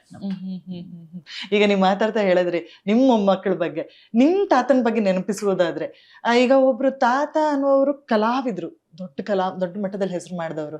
ಸೊ ಅವರ ಮನೆಯಲ್ಲಿದ್ದಾಗ ಅವ್ರ ಮನೆಯ ವ್ಯಕ್ತಿತ್ವ ನಿಮ್ ಮೇಲೆ ಪರಿಣಾಮ ಬೀರುವಂತದ್ದು ಏನಾದ್ರು? ಆಕ್ಚುಲಿ ನಮ್ ತಾತ ಶೇಷಾದ್ರಿಪುರಂ ಅಲ್ಲಿ ಇದ್ರು, ನಾವು ಗಾಂಧಿನಗರ. ಬಟ್ ಅವ್ರು ಪ್ರತಿ ವರ್ಷ ನಮ್ಗೆ ಉಡುಪಿ ಕೃಷ್ಣ ಭವನ ಕರ್ಕೊಂಡು ಹೋಗೋರು. ಅಲ್ಲಿ ಕರ್ಕೊಂಡೋಗಿ ಎಲ್ರು, ಅಂದ್ರೆ ನಮ್ಮ ಅಂತಲ್ಲ, ಇಡೀ ಮೊಮ್ಮಕ್ಕಳನ್ನೇ ಕರ್ಕೊಂಡು ಹೋಗೋರು. ಕರ್ಕೊಂಡೋಗಿ ಅಲ್ಲಿ ಮಸಾಲೆ ದೋಸೆ ಕೊಡ್ಸೋರು. ಆಮೇಲೆ ಗೌರಿ ಹಬ್ಬದಲ್ಲಿ ದೋಂಡು ಸಾಕು ಕರ್ಕೊಂಡೋಗಿ ಎಲ್ರಿಗೂ ಒಂದೇ ತರ ಬಟ್ಟೆ ತೆಗೆಯೋರು. ಇದು ಮತ್ತೆ ನಮ್ಗೆ ತಾತನ ಒಡನಾಟ ಅಷ್ಟು ನನಗೆ ಇಲ್ಲ. ಯಾಕೆಂತಂದ್ರೆ ಅವರು ನಾವು ಗೌರಿ ಹಬ್ಬಕ್ಕೆ ಅವ್ರ ಮನೆಗೆ ಹೋಗ್ತಿದ್ವಿ. ಆಮೇಲೆ ಅದೇ ಬಟ್ಟೆ ಕೊಡ್ಸಕ್ಕೆ ಅಂತ ಬರೋರು. ಅಷ್ಟೊಂದು ತಾತನ ಜೊತೆ, ಯಾಕೆಂದ್ರೆ 72 ನನಗೆ 10 ವರ್ಷ ಆದಾಗ್ಲೇ ಅವರು ಹೋಗ್ಬಿಟ್ರು. 72, 73 ತಾತ ಹೋಗಿದ್ದು. ಸೊ ಹೀಗಾಗಿ ಅಷ್ಟು ನನಗೆ ನೆನಪಿಲ್ಲ ಅವ್ರದ್ದು ಬಗ್ಗೆ. ಅಂದ್ರೆ ನಿಮ್ಮ ಬಾಲ್ಯ ಒಮ್ಮೆ ತಿರುಗಿ ನೋಡೋದಾದ್ರೆ, ಸೊ ಕೇಳಿದೀವಿ ನಾವು, ಸಾಕಷ್ಟು ಕೇಳಿದೀವಿ, ತುಂಬಾ ತಂಟೆ ಚುರುಕಿನ ಹೆಣ್ಮಗಳು, ಸಣ್ಣ ಈಗ್ಲೂ ಹಂಗೆ. ಯಾವ್ದಾದ್ರು ಒಂದು ಫನ್ನಿ ಇನ್ಸಿಡೆಂಟ್ ಅಮ್ಮ? ಯಾಕಂತಂದ್ರೆ ನಾವ್ ಅವಾಗ ಏನಂತಂದ್ರೆ ಮೆಚುರಿಟಿ ಬರುವ ಮುಂಚೆ ನಮ್ಮ ಒಂದು ಮಾತಿನ ಧಾಟಿ ಬೇರೆ ಇರುತ್ತೆ, ಮೆಚುರಿಟಿ ಬಂದ ನಂತರ ಮಾತಿನ ಧಾಟಿ ಬೇರೆ ಇರುತ್ತೆ. ಅದ್ರ ಜೊತೆಗೆ ಹಿಂದಿನ ಟೈಮ್ ಅಲ್ಲಿ ಹೆಣ್ಮಕ್ಳನ್ನ ನೋಡ್ತಿದ್ದಂತ ರೀತಿ ಬದಲಾಗಿತ್ತು, ಈಗ ತುಂಬಾ ಬದಲಾಗಿದೆ. ಸೊ ಆಗ ಆಗಿರುವಂತ ಯಾವ್ದಾದ್ರು ಒಂದು ಸಿಹಿ ಘಟನೆ ಮತ್ತು ಕಹಿ ಘಟನೆ ನೆನಪಿಸ್ಬೋದಾ? ನನ್ಗೆ ಮಾತಾಡೋದು ಯಾವ್ದು ಜ್ಞಾಪಕ. ಯಾಕಂದ್ರೆ ನಾವು ಅದೇ ಹೇಳಿದ್ನಲ್ಲ, ನಾನು ಯಾವ ರೀತಿ ತಗೊಳ್ತಿದ್ದೇನೆ ಎಲ್ಲಾನು ಹಂಗೆ ಕ್ಯಾಶುವಲ್ ಆಗಿ ತಗೊಂಡ್ಬಿಡ್ತಾ ಇದ್ದೆ. ಸಣ್ಣ ವಯಸ್ಸಿಂದನೂ ನಾನು ಅದೇ ಹಣ ಬರೋ ನಂದು. ಯಾವುದನ್ನು ನಾನು ಮತ್ತೆ ಒಂದಂತೂ ಜ್ಞಾಪಕ ಇದೆ ನನಗೆ. ಆಗಿನ ಪಾನಿಪುರಿ ಇಂಟ್ರೊಡ್ಯೂಸ್ ಆಗಿತ್ತು. ಓಕೆ, ಜಸ್ಟ್ ಹಾಗೆ ಇಂಟ್ರೊಡ್ಯೂಸ್ ಆಯಿತು. 10 ಪೈಸೆಗೆ 1 ಪ್ಲೇಟ್ ಪಾನಿಪುರಿ. ಅದನ್ನ ತಿನ್ನಕ್ ಹೋಗ್ತಿದ್ವಿ ನಾವು. ನನ್ ತಂಗಿನ ಬಿಟ್ಬಿಟ್ಟು ಹೊಟ್ಟೋಗಿದೀವಿ ಅವತ್ತು. ಸೊ ಅವಳು ನಮ್ಮ ಹಿಂದೆ ಬಂದಿದ್ದಾಳೆ, ನಮಗ್ ಗೊತ್ತಿಲ್ಲ. ಅವಳಿಗೆ ಆಕ್ಸಿಡೆಂಟ್ ಆಗ್ಬಿಟ್ಟಿದೆ, ನಮಗ್ ಗೊತ್ತೇ ಇಲ್ಲ. ನಮ್ಮಮ್ಮ ದೇವಸ್ಥಾನಕ್ಕೆ ಅಲ್ಲಿ ಗಾಂಧಿನಗರಲ್ಲಿ ಈಶ್ವರನ ದೇವಸ್ಥಾನ ಇದೆ, ನೋಡಕ್ಕೆ ಅಂತ ಹೋಗಿದ್ದಾರೆ. ಎಲ್ಲ ಜನ ಆಕ್ಸಿಡೆಂಟ್ ಆಗಿ ಜನ ಸೇರಿದ್ದಾರೆ. ಯಾರಿದು ನನ್ನ ಮಗು, ಮನೆ ಮಗುದು ಫ್ರಾಕ್ ಇದ್ದಂಗೆ ಇದೆಯಲ್ಲ, ಹೋಗಿ ನೋಡಿದ್ರೆ ನನ್ನ ತಂಗಿ. ನಮ್ಮಮ್ಮ ಒಂದು ಕೂಗಾಡಿದ್ರು ನಮ್ಮ ಮೇಲೆ, ಅವಳನ್ನ ಬಿಟ್ಟೋಗಿದ್ದೀರಾ ನೀವು, ಅವಳನ್ನ ಬಿಟ್ಟೋಗಿದ್ದೀರಾ ಅಂತ. ನನಗ್ ಹೊಡ್ದು ಬಡ್ದು, ನಾನು ಒಂಥರ ಲೀಡರ್ ತರನೇ ಇದ್ನಲ್ಲ, ನನಗ್ ಹೊಡ್ದು ಬಡ್ದು ಮಾಡಿ. ಇನ್ನು ಚಿಕ್ಕ ವಯಸ್ಸು, ನಾವೆಲ್ಲ ಚಿಕ್ಕವರು.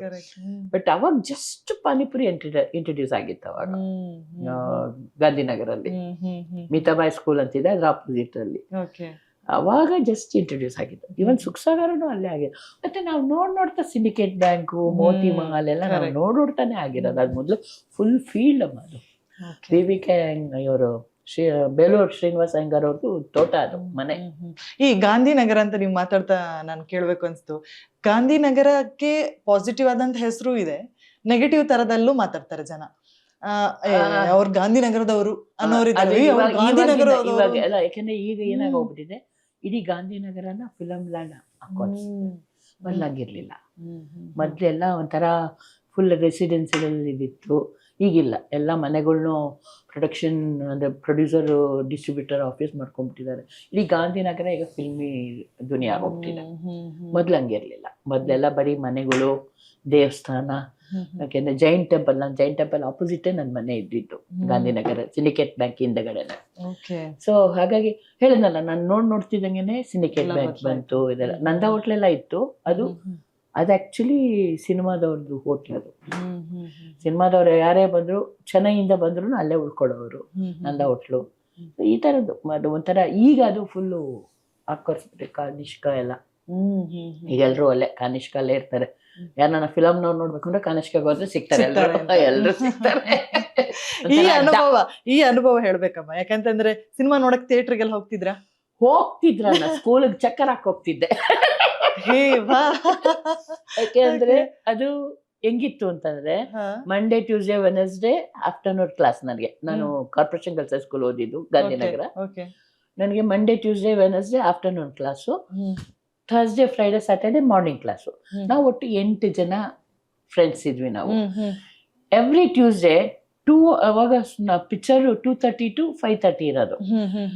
ನಮ್ಗೆ 2 o'clock ವರ್ಗೂ ಕ್ಲಾಸು, ಆಮೇಲೆ ಬ್ರೇಕು ಒಂದು half an hour. ಅದಾದ್ಮೇಲೆ ಕ್ಲಾಸು. ಟ್ಯೂಸ್ಡೇ ಏನಿರ್ತಿತ್ತು ಬರೀ ಮ್ಯೂಸಿಕ್ಕು, ಗೇಮ್ಸ್, ಈ ತರ. ಸೊ ಟ್ಯೂಸ್ಡೇ ಚಕ್ಕರ್ ಹಾಕೋ ಓಡು ಪಿಕ್ಚರ್ಗೆ. 8 ಜನ ಹೋಗ್ತಿದ್ವಿ ಪಿಕ್ಚರ್ಗೆ. ಹೋಗಿ ಪಿಕ್ಚರ್ ನೋಡ್ಕೊಂಡು ಮನೆಗೆ ಹೋಗ್ತೀವಿ. ಟಿಕೆಟ್ ದುಡ್ಡು ಅವಾಗ ನಮ್ಗೆ ತಿನ್ನಕ್ಕೆ ಅಂತ ಎಲ್ಲ ಕೊಡ್ತಿದ್ರ. ಅವಾಗ ಎಷ್ಟಮ್ಮ ನಿಂಗೆ ಟಿಕೆಟು? ₹1, ₹2 ಈ ತರ ಇದ್ದಿದ್ದು ಟಿಕೆಟ್ಗಳೆಲ್ಲ. ಮನೆಯಿಂದ ಯಾವ ತರ ಕದ್ದಿರೋದು ಆ ತರ ಏನಾರು ಇದೆಯಮ್ಮ? ಕದ್ದಿರೋದು ಯಾಕೆ ನಮ್ಮ ಅಪ್ಪಾಜಿ ಯಾವತ್ತು ನಮ್ಗೆ ದುಡ್ಡಿಗೆ ಮತ್ತೆ ಯಾವ್ದಕ್ಕೂ ಕೊರತೆ ಮಾಡೇ ಇಲ್ಲ. ನಮ್ಮ ಅಪ್ಪಾಜಿ ನಾವು ಕೇಳಿದಂಗೆಲ್ಲ ಕೊಡ್ಸಿದಾರೆ ನಮ್ಮಪ್ಪ. ದುಡ್ಡಿಗೆ ಊಟ ತಿಂಡಿಗೂ ನಮ್ಮಪ್ಪ ಕೊರತೆ ಮಾಡಿಲ್ಲ. ಯಾವ್ದಕ್ಕೂ ನನ್ಗೆ ಬಾಲ್ಯದಿಂದ ಇಲ್ಲಿವರೆಗೂ ಯಾವ್ದಕ್ಕೂ ಕೊರತೆ ಆಗಿಲ್ಲ. ಊಟದಾಗ್ಲಿ, ಉಡೋದ್ ತೊಡೋದ್ರಲ್ಲಾಗ್ಲಿ, ಜೀವನ ನಡೆಸೋದಕ್ಕಾಗ್ಲಿ ಯಾವತ್ತೂ ತೊಂದರೆ ಆಗಿಲ್ಲ. ಕೆಲವೊಂದು ಸ್ವಯಂಕೃತ ಅಪರಾಧಗಳು ಬೇರೆ. ಅದು ಯಾರೋ ಕೇಳಿದ್ರು ಅಂತ ದುಡ್ಡು ಕೊಟ್ಟು ಕೊಡ್ದೇಲೆ ಅವರು ಸಿಕ್ಕಾಕೊಂಡಿರೋದು ತುಂಬಾ ಇದೆ. ಆ ತರದಲ್ಲಿ ಅನುಭವಿಸಿದ್ದೀನಿ. ಬಟ್ ನನಗೆ ಬದುಕಕ್ಕೆ, ನನ್ಗೆ ಊಟಕ್ಕೆ, ತಿಂಡಿಗಾಗ್ಲಿ, ಉಡೋದಕ್ಕಾಗ್ಲಿ, ಇರೋದಕ್ಕಾಗ್ಲಿ ಯಾವತ್ತೂ ತೊಂದರೆ ಆಗಿಲ್ಲ, ಇದುವರೆಗೂ ಆಗಿಲ್ಲ. ನೀವು ಮೊದಲು ಬಣ್ಣ ಹಚ್ಚಿದಾಗ ನಿಮ್ಗೆ ಸಿಕ್ಕಿದಂತ ಮೊದಲ ಅಮೌಂಟ್ ದುಡ್ಡು ನಮ್ಮ ಅಮ್ಮ ಅದನ್ನ ಚಿನ್ನದ ಸರ ಮಾಡಿಸ್ಕೊಟ್ಟಿದ್ರು ನನಗೆ. ₹400. ಅವಾಗ ₹400 ಇಡೀ ನೆಕ್ಲೆಸ್ ಸಿಕ್ಕದಲ್ಲ. ಫಸ್ಟ್ ಪರೋಪಕಾರಿ ಇದು ದುಡ್ಡು ಬಂತು ನನಗೆ. ಫಸ್ಟ್ ನಮ್ಮಮ್ಮ ತಗೊಂಡೋಗಿ, ಎಷ್ಟು ಬಂತು? ಅದೇ ಸೇಮ್ ₹400 ಬಂತು. ಅದನ್ನ ಹಂಗೆ ತಗೊಂಡೋಗಿ ನೆಕ್ಲೆಸ್ ಮಾಡಿಸಿದ್ರು ನಂಗೆ. ಅವಾಗೆಲ್ಲ ಈ ಚಿನ್ನ ತುಂಬಾ ಚೀಪ್ ಅಲ್ಲ. ₹400 ನೆಕ್ಲೆಸ್ ಸಿಕ್ಕಿತ್ತು ನನಗೆ. ಅಂದ್ರೆ ನಮ್ಮಮ್ಮ ಮಾಡಿಸಿದ್ರು ಫಸ್ಟ್ ನೆಕ್ಲೆಸ್. ಅದು ನಮ್ಮಮ್ಮ ನನಗೆ ಮಾಡಿಸಿದ್ದು. ಅಂದ್ರೆ ಹಂಗಿತ್ತು ದುಡ್ಡು, ಚಿನ್ನದಿದ್ದಾಗ. ಬಟ್ ನನ್ನ ದುಡ್ಡಲ್ಲಿ ಮಾಡಿಸಿದ್ದು ಅಂದ್ರೆ ಅದು. ನಿಮ್ಮ ಸಂಪಾದನೆ ದುಡ್ಡಲ್ಲಿ ನೀವು ಇಷ್ಟಪಟ್ಟು ಖರ್ಚು ಮಾಡಿರೋದು, ನೀವು ಯಥೇಚ್ಛವಾಗಿ ನಾನು ಇವತ್ತು ಖರ್ಚು ಮಾಡ್ತೀನಿ, ನಾನು ಸಂಪಾದನೆ ಮಾಡಿದ್ದು ಅಂತ ಹೇಳಿ? ನಾನು ಎಲ್ಲರಿಗೂ ಮಾಡಿದೆ ಅದನ್ನ. ನನ್ನ ದುಡ್ಡಿಂದಲೇ ಎಲ್ರಿಗೂ ಖರ್ಚು ಮಾಡ್ತೀನಿ, ಕರ್ಕೊಂಡು ಹೊಟ್ಟೋಗ್ತೀನಿ. ಇಷ್ಟಪಟ್ಟು ಖರ್ಚು ಗ್ಯಾಂಗ್ನ ಕರ್ಕೊಂಡು ಹೊಟ್ಟೋಗ್ತೀನಿ. ಒಂದ್ಸತಿ ಏನಾಯ್ತು, ನೆಲಮಂಗಲದ ಹತ್ರ ವಿಟ್ಸಿಡಾವ ಅಂತಿದೆ. ಅಲ್ಲಿ ನಾನು ಇಡೀ ಗ್ಯಾಂಗ್ನ ನನ್ನ ಶೂಟ್ ಪ್ರೊಡಕ್ಟ್ ಅಂದ್ರೆ ಮಣಿಪಾಲಲ್ಲಿ ವರ್ಕ್ ಮಾಡ್ತಿದ್ನಲ್ಲ, ಇಡೀ ಗ್ಯಾಂಗ್ನ ಕರ್ಕೊಂಡು ಅಲ್ಲಿಗೆ ಹೋಗಿದ್ದೆ ನಾನು. ಚಿಕನ್ ಸಿಗುತ್ತೆ ಬನ್ರಿ ಹೋಗೋಣ ಅಂತ ನಾನು ದುಡ್ಡು ಖರ್ಚು ಮಾಡಿ ಕರ್ಕೊಂಡು. ನಾನು ಎಲ್ಲವರು ನಾನೇ ಖರ್ಚು ಮಾಡೋದು, ಯಾರಿಗೂ ಖರ್ಚು ಮಾಡಕ್ ಬಿಡೋದಿಲ್ಲ ನಾನು. ನನಗೆ ಅಲ್ಲಿ ಚೆನ್ನಾಗಿತ್ತು ಅನ್ಸಿದ್ರೆ ಕರ್ಕೊಂಡು ಹೊಟ್ಟೋಗ್ತೀನಿ ನಾನು. ಎಲ್ಲ ಬಿಡದಿಗೆ ಹೋಗಿದ್ವಿ ಇಡ್ಲಿ ತಿನ್ನಕ್ಕೆ ನಾವುಗಳು. ಈ ತರದೆಲ್ಲ ನಡೀತಾ ಇರೋದು ನಮ್ದು. ಕುಕಿಂಗ್ ವಿಷಯಕ್ಕೆ ಬರ್ಬೇಕಾಗಂದ್ರೆ ಅದೊಂದಿದೆ ಮೈ ಫೇವ್ರೆಟ್. ಅಯ್ಯೋ, I love to cook. I love to cook. ಅದು ಬೆಳಗಿನ ಜಾವ ಎದ್ದು ನಂಗೆ ಹಿಂಗ್ ಮಾಡ್ಕೊಡು ಅಂದ್ರೆ ಆರಾಮ್ಸೆ ಮಾಡ್ಕೊಡ್ತೀನಿ ನಾನು. ಅಷ್ಟು ಐ ಲವ್ ಟು ಕುಕ್. ಅಂದ್ರೆ ಶೂಟಿಂಗ್ ಹೆಂಗೆ ನೀವೇ ಮಾಡ್ಕೊಂಡು ತಗೊಂಡು ಹೋಗ್ತಿದ್ದೆ, ಈಗ ಆಗಲ್ಲ. ಮೊದ್ಲು ಎಲ್ರಿಗೂ ಉದಯ ಟಿವಿಲಿ ಇದ್ದಾಗ ನಾನು 30 ಜನಕ್ಕೆ ಅಡಿಗೆ ಮಾಡ್ಕೊಂಡು ತಗೊಂಡು ಹೋಗ್ತಿದ್ದೆ. 30 ಜನಕ್ಕೆ ಅಷ್ಟು ಜನ ಒಟ್ಟಿಗೆ ಕೂತ್ಕೊಂಡು ಊಟ ಮಾಡ್ತಿದ್ವಿ ನಾವು, ನಮ್ಮ ಎಂಪ್ಲಾಯೀಸ್ ಎಲ್ಲ ಸೇರ್ಕೊಂಡು, ಕಲೀಗ್ಸ್ ಎಲ್ಲ. 30 ಜನಕ್ಕೆ ನಾನು ಉದಯ ಟಿವಿಲಿ ಇರುವಾಗ ಅಡಿಗೆ ಮಾಡ್ಕೊಂಡು ತಗೊಂಡು ಹೋಗ್ತಿದ್ದೆ. ಅದು ನಾನು ಹೇಳಿದ್ನಲ್ಲ, ಐ ಲವ್ ಟು ಕುಕ್. ಮತ್ ನಾನು ಕೈ ಅಡಿಗೆ ಅಂತ ಅಂದ್ರೆ ಎಲ್ಲರೂ ಇಷ್ಟಪಟ್ಟು ತಿಂತಾರೆ. ಮ್ಯಾಮ್ ಯಾವ್ದು ಸ್ಪೆಷಲ್ ನಾವು ತಿನ್ಬೋದ? ಓ, ಎಲ್ಲಾನು. ಅಂದ್ರೆ ವೆಜ್ ಅಲ್ಲಿ ನಿಮ್ದು ಜಾಸ್ತಿ ಇದೆಯಾ ಅಥವಾ ಎರಡರಲ್ಲೂ ಇದೆ. ಅಂದ್ರೆ ನಾವು ನಮ್ಮನೇಲಿ ನಾನ್ ವೆಜ್ ಮಾಡಲ್ಲ, ಯಾಕೆಂದ್ರೆ ನಮ್ಮ ಅತ್ತೆ ತಿನ್ನಲ್ಲ, ನಮ್ಮ ಯಜಮಾನ್ರು ನಾನು ತಿಂತೀವಿ, ಬಟ್ ತರ್ಸ್ಕೊಂಡ್ಬಿಡ್ತೀವಿ ಹೊರಗಡೆಯಿಂದ. ಮಾಡ್ತಿದ್ದೆ ನಾನು ನಾನ್ ವೆಜ್ ಅಲ್ಲಿ ಚಟಿನಾಡು ಚಿಕನ್ ಫೇಮಸ್ ನಂದು. ಇದ್ರಲ್ಲಿ ನಂದು ಎಲ್ಲ ವೆಜ್ ಅಲ್ಲಿ ಎಲ್ಲಾನು ಆಲ್ಮೋಸ್ಟ್ ಎಲ್ಲ. ಅವರೇಕಾಯಿ ಉಸ್ಲಿ ನಂದು ಫೇಮಸ್ಸು, ಆಮೇಲೆ ತಿಕ್ಬೇಳೆ ಫೇಮಸ್ಸು, ಉಪ್ಪಿಟ್ಟು ಫೇಮಸ್ಸು. ಆಮೇಲೆ ನಾನೊಂದು ತಪ್ಪಲೆ ರೊಟ್ಟಿ ಅಂತ ಮಾಡ್ತೀನಿ, ಬಾಣಲೆ ಮಾಡುವಂತದ್ದು. ಅದು ಅಂತೂ ಫೇಮಸ್ ಅಂದ್ರೆ ಫೇಮಸ್. ಅದು ತಾಳಿಪಿಟ್ಟು ಅಂತ ಇದೆ. ತಾಳಿಪಟ್ಟು, ಕರೆಕ್ಟ್ ಕರೆಕ್ಟ್ ಕರೆಕ್ಟ್. ಬಾಣ್ಲಿಲೆ ತಟ್ಟಿ ಬೇಯಿಸ್ತೀವಿ ಅಕ್ಕಿ ಹಿಟ್ಟನ್ನ. ಅದು ಎಲ್ಲಾರ್ಗು ಫೇಮಸ್. ನಮ್ಮ ಮನೆಯಲ್ಲಿ ಯಾವಾಗ್ಲೂ ಜನ ನೆರೆದಿರೋದು ಅದನ್ನ ತಿನ್ನೋದಕ್ಕೆ ಅಂತಾನೆ. ಅಂದ್ರೆ ಈಗ ನಿಮ್ ಫ್ರೀ ಟೈಮ್ ಅಂತ ಇದ್ದಾಗ ಮೋಸ್ಟ್ ಆಫ್ ದ ಟೈಮ್ ನೀವು ಶೂಟಿಂಗ್ ಅಲ್ಲೇ ಕಳಿತೀರಾ ಅಥವಾ ಮನೆಗ್ ಬಂದಾಗ ಮನೆ ಕೆಲಸಗಳೇ ಇರುತ್ತೆ. ತುಂಬಾ ನೀವು ಹಾಬಿಯಾಗಿ ತಗೊಂಡಿರುವಂತದ್ದು ಅಂದ್ರೆ ಪುಸ್ತಕಗಳನ್ನ ಓದ್ತೀರಾ ಅಥವಾ ಮ್ಯೂಸಿಕ್ ಕೇಳ್ತೀರಾ? ಹೇಗೆ ಟೈಮ್ ಸ್ಪೆಂಡ್ ಮಾಡ್ತೀರಾ? ಮ್ಯೂಸಿಕ್ ಕೇಳ್ತೀನಿ. ಆಮೇಲೆ ಅದೇ ಹೇಳೋದಲ್ಲ, candy crush. My favourite candy crush. ಅಂದ್ರೆ ಆ ತರದ 2-3 ಆಟಗಳಿದಾವೆ. ಲೂಡೋ ಇದೆ, ಒಬ್ಳೆ ಆಡೋದು, ಅದು ಆನ್ಲೈನ್ ಅಲ್ಲಿ ಆಡ್ತಿರ್ತೀನಿ ಲೂಡೋ. ಕ್ಯಾಂಡಿ ಕ್ರಶ್ ಒಬ್ಳೆ ಆಡ್ತಿರ್ತೀನಿ. ಟೈಮ್ ಪಾಸ್ ಆಗೋದೇ ಗೊತ್ತಾಗಲ್ಲ. ಇಲ್ಲಾಂದ್ರೆ ಸೀರಿಯಲ್ಗಳು ನೋಡ್ತೀನಿ. ನೋಡ್ತೀನಿ. ಅಂದ್ರೆ ಈ ಟಿವಿಲೆಲ್ಲ ಈಗ ಒಂದು ಹೊಸದಾಗಿ ಶುರುವಾಗಿದೆ ವೆಬ್ ಸೀರೀಸ್. ಇಂಗ್ಲಿಷ್ ಅಂತ ಎಷ್ಟು ಚೆನ್ನಾಗಿರುತ್ತೆ ಅಂದ್ರೆ ಬರೀ 40 ಎಪಿಸೋಡ್ ಮಾಡ್ತಾರಮ್ಮ. ಎಷ್ಟು ಚೆನ್ನಾಗ್ ಮಾಡ್ತಾರೆ ಅಂತಂದ್ರೆ ನೋಡಕ್ ಚೆನ್ನಾಗಿರುತ್ತೆ. ಈ ಒಂದು ಬದಲಾವಣೆ ಬಗ್ಗೆ ನಂಗೆ ಮಾತಾಡ್ಬೇಕು. ಯಾಕಂತಂದ್ರೆ ಹಿಂದೆ ಇದ್ದಂಥದ್ದು ಥಿಯೇಟರ್ ಕಾನ್ಸೆಪ್ಟ್ ಹೋಗಿ ಈಗ OTT ಪ್ಲಾಟ್ಫಾರ್ಮ್ ಬಂದಿದೆ, ಎಲ್ಲ ಸೀರೀಸ್ ಗಳು ಸ್ಟಾರ್ಟ್ ಆಗಿದೆ, ಸಿನಿಮಾಗಳು ಎಲ್ಲೋ ಇವಾಗ ಇನ್ನು ನನ್ ಪ್ರಕಾರ ಒಂದ್ 10 ವರ್ಷ ಹೋದ್ರೆ ರೀಲ್ಸ್ ಜಮಾನ ಬಂದ್ಬಿಡುತ್ತೆ. ಎಲ್ಲ ರೀಲ್ಸ್ ಅಲ್ಲೇ ಒಂದು 50-60 ಸೆಕೆಂಡ್ ಅಲ್ಲಿ ಮುಗಿಯುತ್ತೆ. ಸಿನಿಮಾ ಥಿಯೇಟರ್ ಹೋಗಕ್ಕೆ ಇಷ್ಟಪಡ್ತಾ ಇಲ್ಲ ನಾನು. ಯಾಕೆಂತಂದ್ರೆ ಏನಿಲ್ಲ ಅಂದ್ರೆ ನಾವು ಸಿನಿಮಾ ಥಿಯೇಟರ್ಗೆ ಹೋದ್ರೆ 1500 ರೂಪಾಯಿ ಇಟ್ಬಿಡ್ಬೇಕು. ಹೌದು, ಒಬ್ಬರಿಗೇನೆ. ಸೊ ಅದು ಅಲ್ಲಿ ಬರ್ಲಿ ಇಲ್ಲೇ ಕೂತ್ಕೊಂಡು ನೋಡ್ಬೋದಲ್ಲಮ್ಮ. ಏನು ಒಂದು ಅಡ್ವರ್ಟೈಸ್ಮೆಂಟ್ ಇರುತ್ತೆ, ಅಡ್ವರ್ಟೈಸ್ಮೆಂಟ್ಗೆ ಏನು 1-2 ಸೆಕೆಂಡ್ ನೋಡ್ಕೊಳ್ಳೋ ಆಯ್ತು, ಮುಗೀತು. ಬಟ್ ಸಿನಿಮಾಗೆ ಹೋದ್ರೆ 1500 ರೂಪಾಯಿ ಖರ್ಚಾಗುತ್ತೆ. ಎಫರ್ಟ್ ಮಾಡೋರು ಮಾಡ್ತಾರೆ, ಮಾಡದೇ ಇರೋರು. ಅದಕ್ಕೆ ಸಿನಿಮಾ ಒಂಥರ ನಿಧಾನಕ್ಕೆ ಇದಾಗ್ತಾ ಇರೋದು. ಬಟ್ ಕೆಲವೊಂದು ಪಿಕ್ಚರ್ಗಳು ಓಡಿದೆ, ಇಲ್ಲ ಅಂತಲ್ಲ. ನನ್ನ ಫೇವ್ರೆಟ್ ಇತ್ತೀಚಿನ ಸಿನಿಮಾ ಅಂದ್ರೆ ಅದು ಯಾವ್ದದು, ಸೂ ಫ್ರಮ್ ಸೋ. ನಿಜವಲ್ಲ, ನಾನು ಎಷ್ಟು ಜನಕ್ಕೆ ಹೇಳಿದೀನೋ ಗೊತ್ತಾ? ಹೌದಾ? ನೋಡಿ ಅಂತ. ಈಗ ನೀವು ಸೂಪ್ರಮ್ ಸೋ ಅಂತ ಹೇಳಿದಾಗ ರಾಜ್ಬಿ ಶೆಟ್ಟಿ ನೆನಪಾಗ್ತಾರೆ. ಸೊ ಅಲ್ಲಿ ಬರುವಂತ ಪಾತ್ರಗಳು, ಕಥೆಗಳಾಗಿರ್ಬೋದು, ಸನ್ನಿವೇಶಗಳಾಗಿರ್ಬೋದು, ಎವ್ರಿ ಪರ್ಸನ್ ಹೆಂಗ್ ಆಕ್ಟ್ ಮಾಡಿದ್ದಾರೆ ಅಂದ್ರೆ, ಆಕ್ಟ್ ಮಾಡಿಲ್ಲ ಅವರು, ಬದುಕಿದ್ದಾರೆ, ಜೀವ ತುಂಬಿದ್ದಾರೆ ಪಾತ್ರಗಳಿಗೆ. Correct correct. ನಾನು ಅವ್ರ ಜೊತೆ ಆಕ್ಟ್ ಮಾಡ್ತಾ ಇದ್ದೀನಿ. ಅದ್ರಲ್ಲಿ ಇದ್ದವ್ರ ಜೊತೆ 2-3 ಜನ ಜೊತೆ, ಶೇಷಪ್ಪ ಇದಾರಲ್ಲ ಅವ್ರ ಜೊತೆ. ಅದು ದಿನ್ಸೋಲ್ ಅಂತ ಸಿನಿಮಾ ಇದೆ ನಂದು, ಇನ್ನ ಕಂಪ್ಲೀಟ್ ಆಗಿಲ್ಲ. ಅದ್ರಲ್ಲಿ ಅವರೆಲ್ಲ ಮಾಡ್ತಾ ಇದಾರೆ. ಅದ್ರಲ್ಲಿ ಮಾಡಿದವ್ರೆಲ್ಲರೂ ಇದ್ರಲ್ಲಿ ಮಾಡ್ತಾ ಇದಾರೆ. ಎಲ್ಲ ಕುಂದಾಪುರ ಆರ್ಟಿಸ್ಟ್ಗಳಲ್ವಾ.